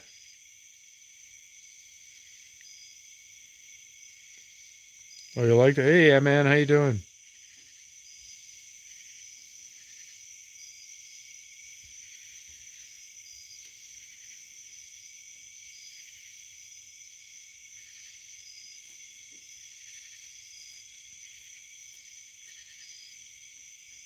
Oh, got it, Beth.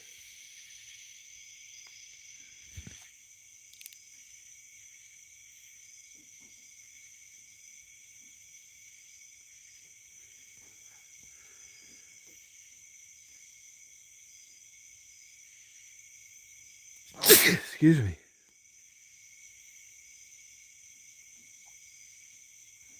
Are your kids living there, Beth?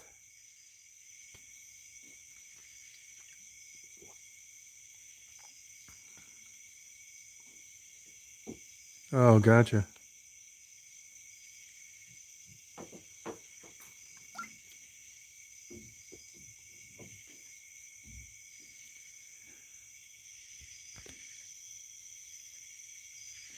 Oh, thank you to yourself.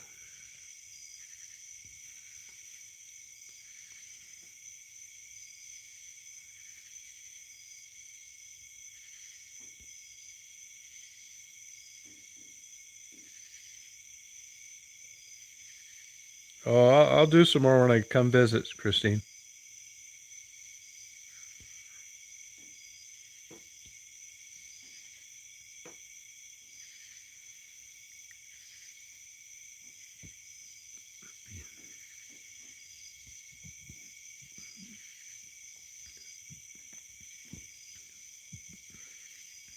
Thank you to yourself.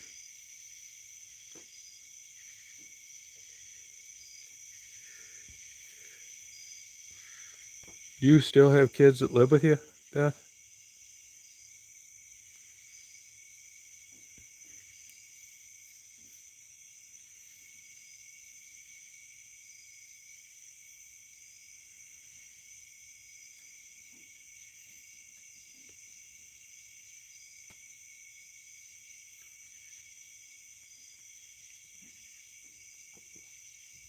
Oh, okay.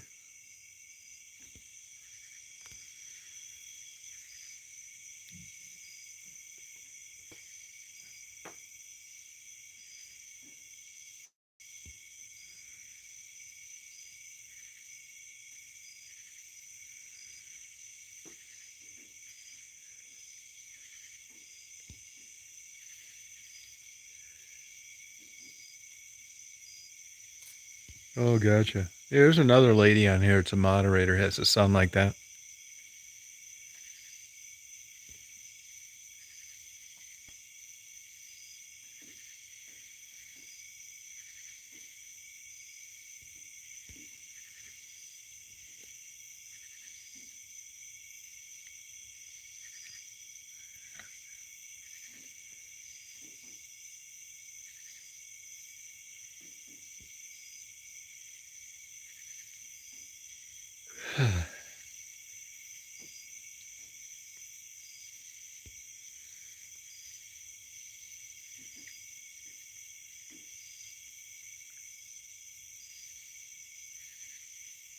No, you're right, Christine. Yeah.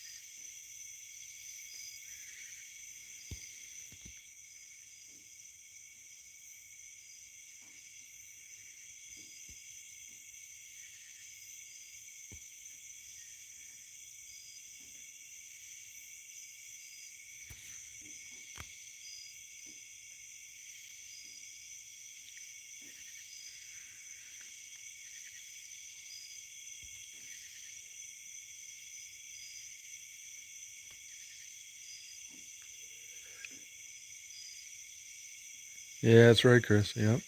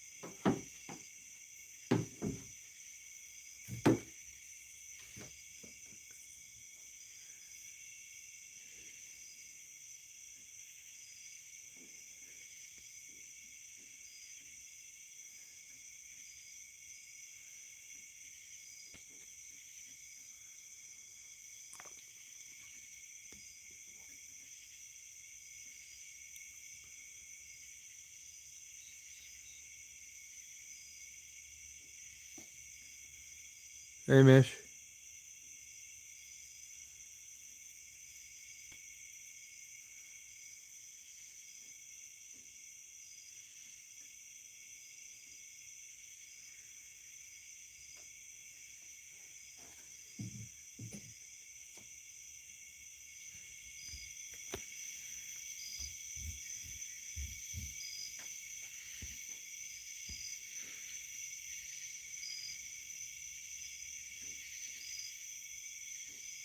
Right, Christine. Good night, Simka. Glad to have you back.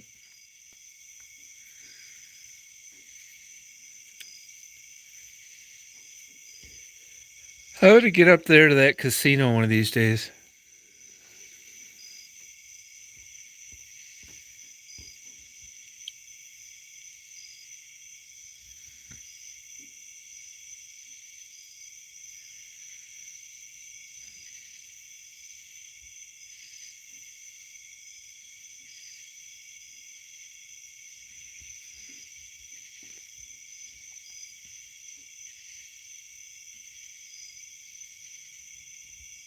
Kindred spirits, Beth.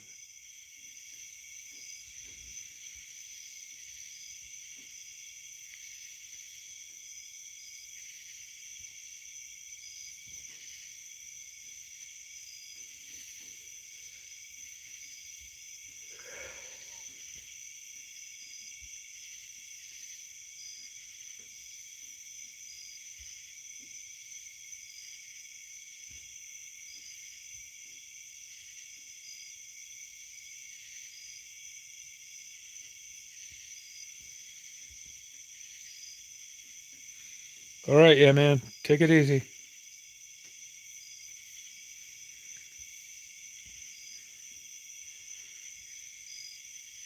Yeah, he's been around a long time. Yeah.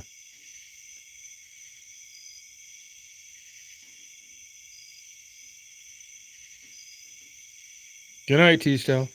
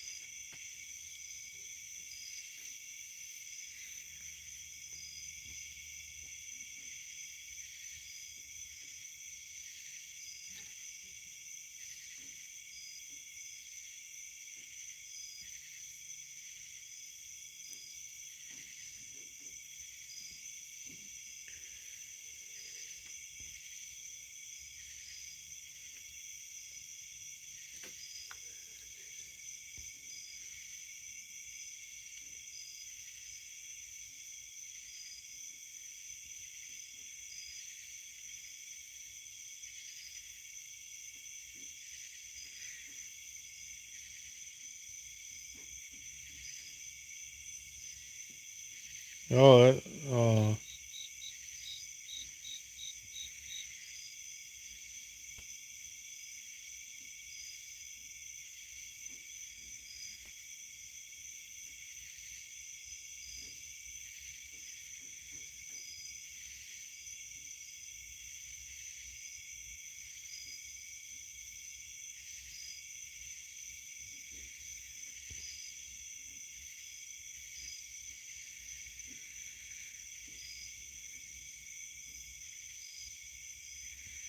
Well, that's all right, Beth. You'll sleep in tomorrow.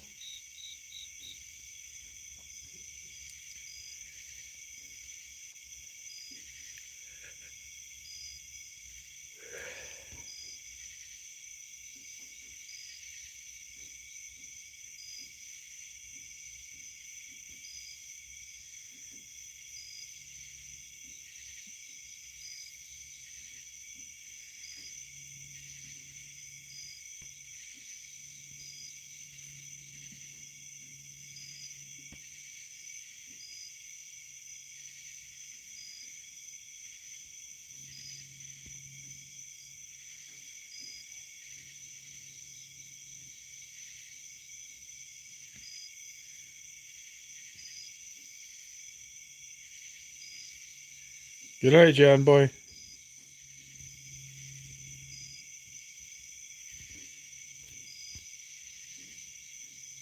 All right, salty girl. Have a good night.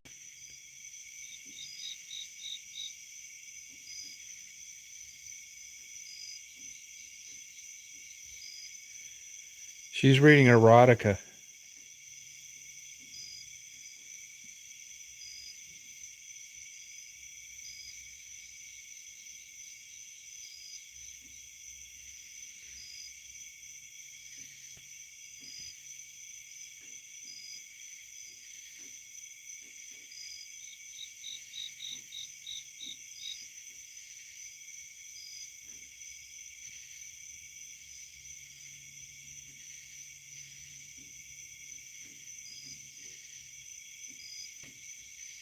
Yeah, thank you, Beth.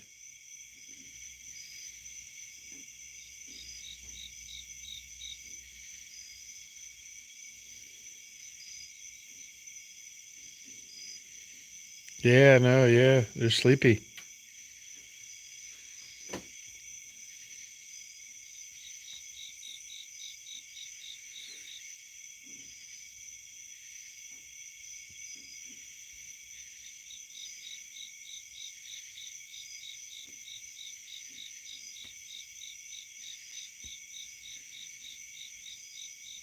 Yeah, they do, T-Style.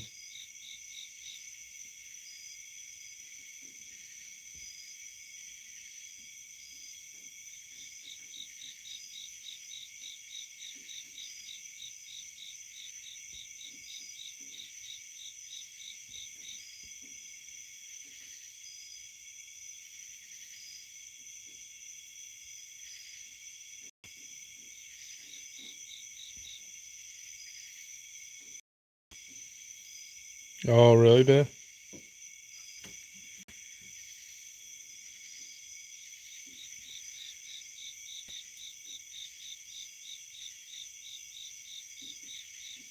Yeah, yeah, kind of like today, a little warmer.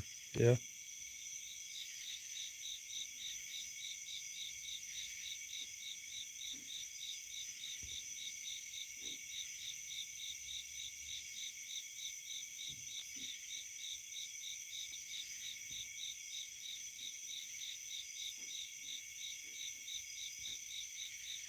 What was that for, Beth?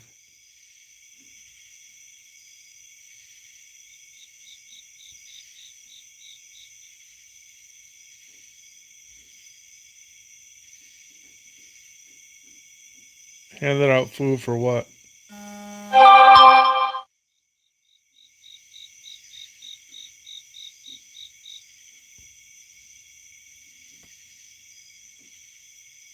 Oh, wow.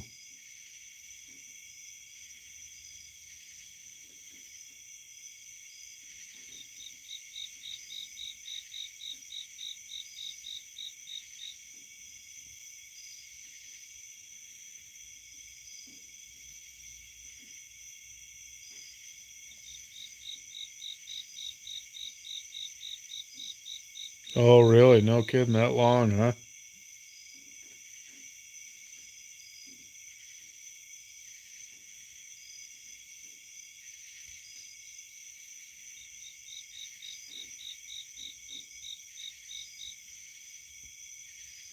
Oh, wow, Mystique. Well, good, you finally got it. No, we're not mad at you. Hey, Grandma Bird. Good night, T-Stel.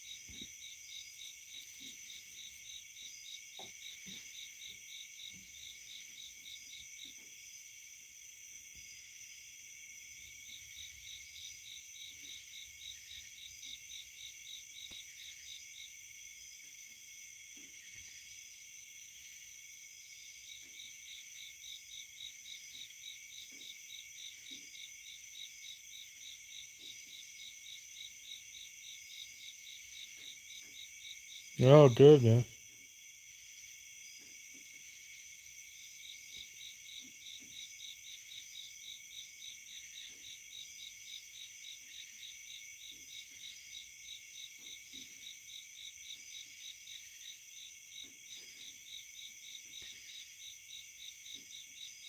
Do it, Mystique.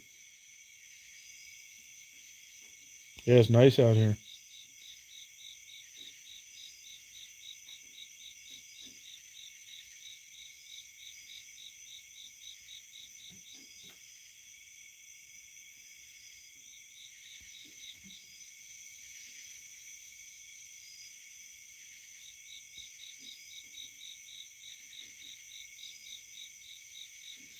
Yeah, I didn't know it was gone, to tell you the truth.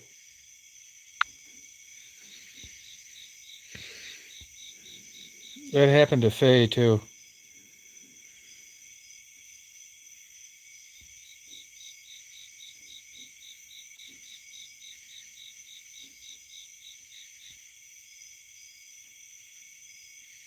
Oh, that's all right. I don't blame you, Mystique. It's not the same as owning.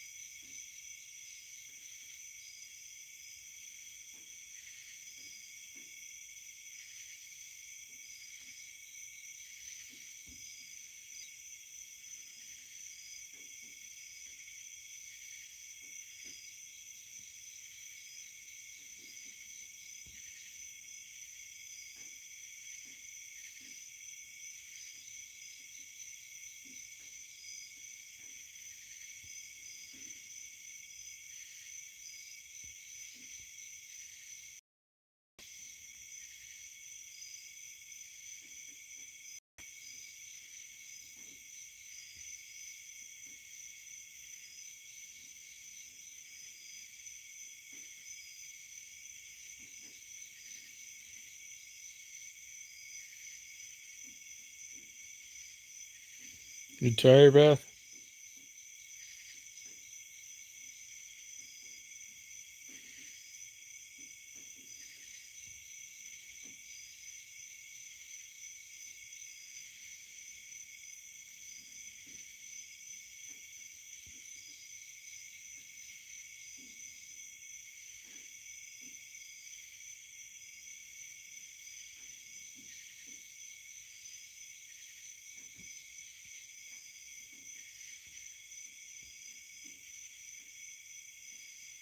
Yeah, it was good porn, Christine. He's doing good. Yeah, he's doing good, Grandma.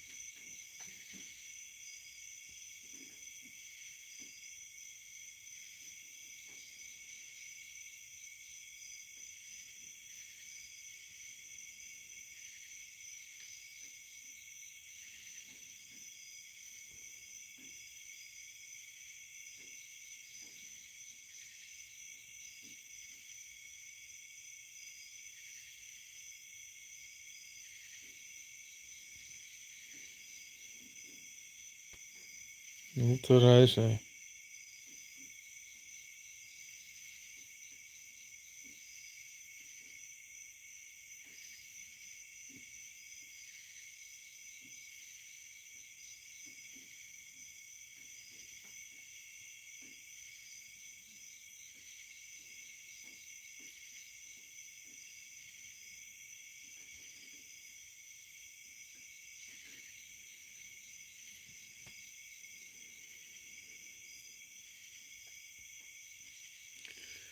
Well, I think I'm going to go to bed by you guys. So I hope you guys have a good day tomorrow. Appreciate you coming on tonight. Welcome back, Simca. Nighty night, Frisky, Mystique, Beth, Grandma Bird, Christine.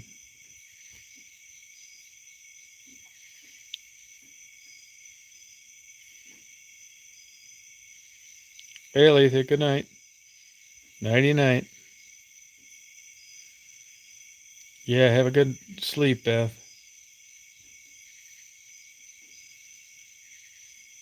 Good night, Faye. Good night, Christine. Bye, Melissa.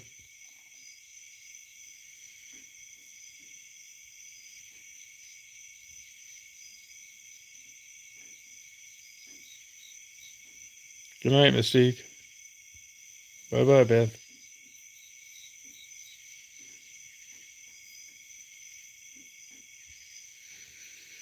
Anybody else out there?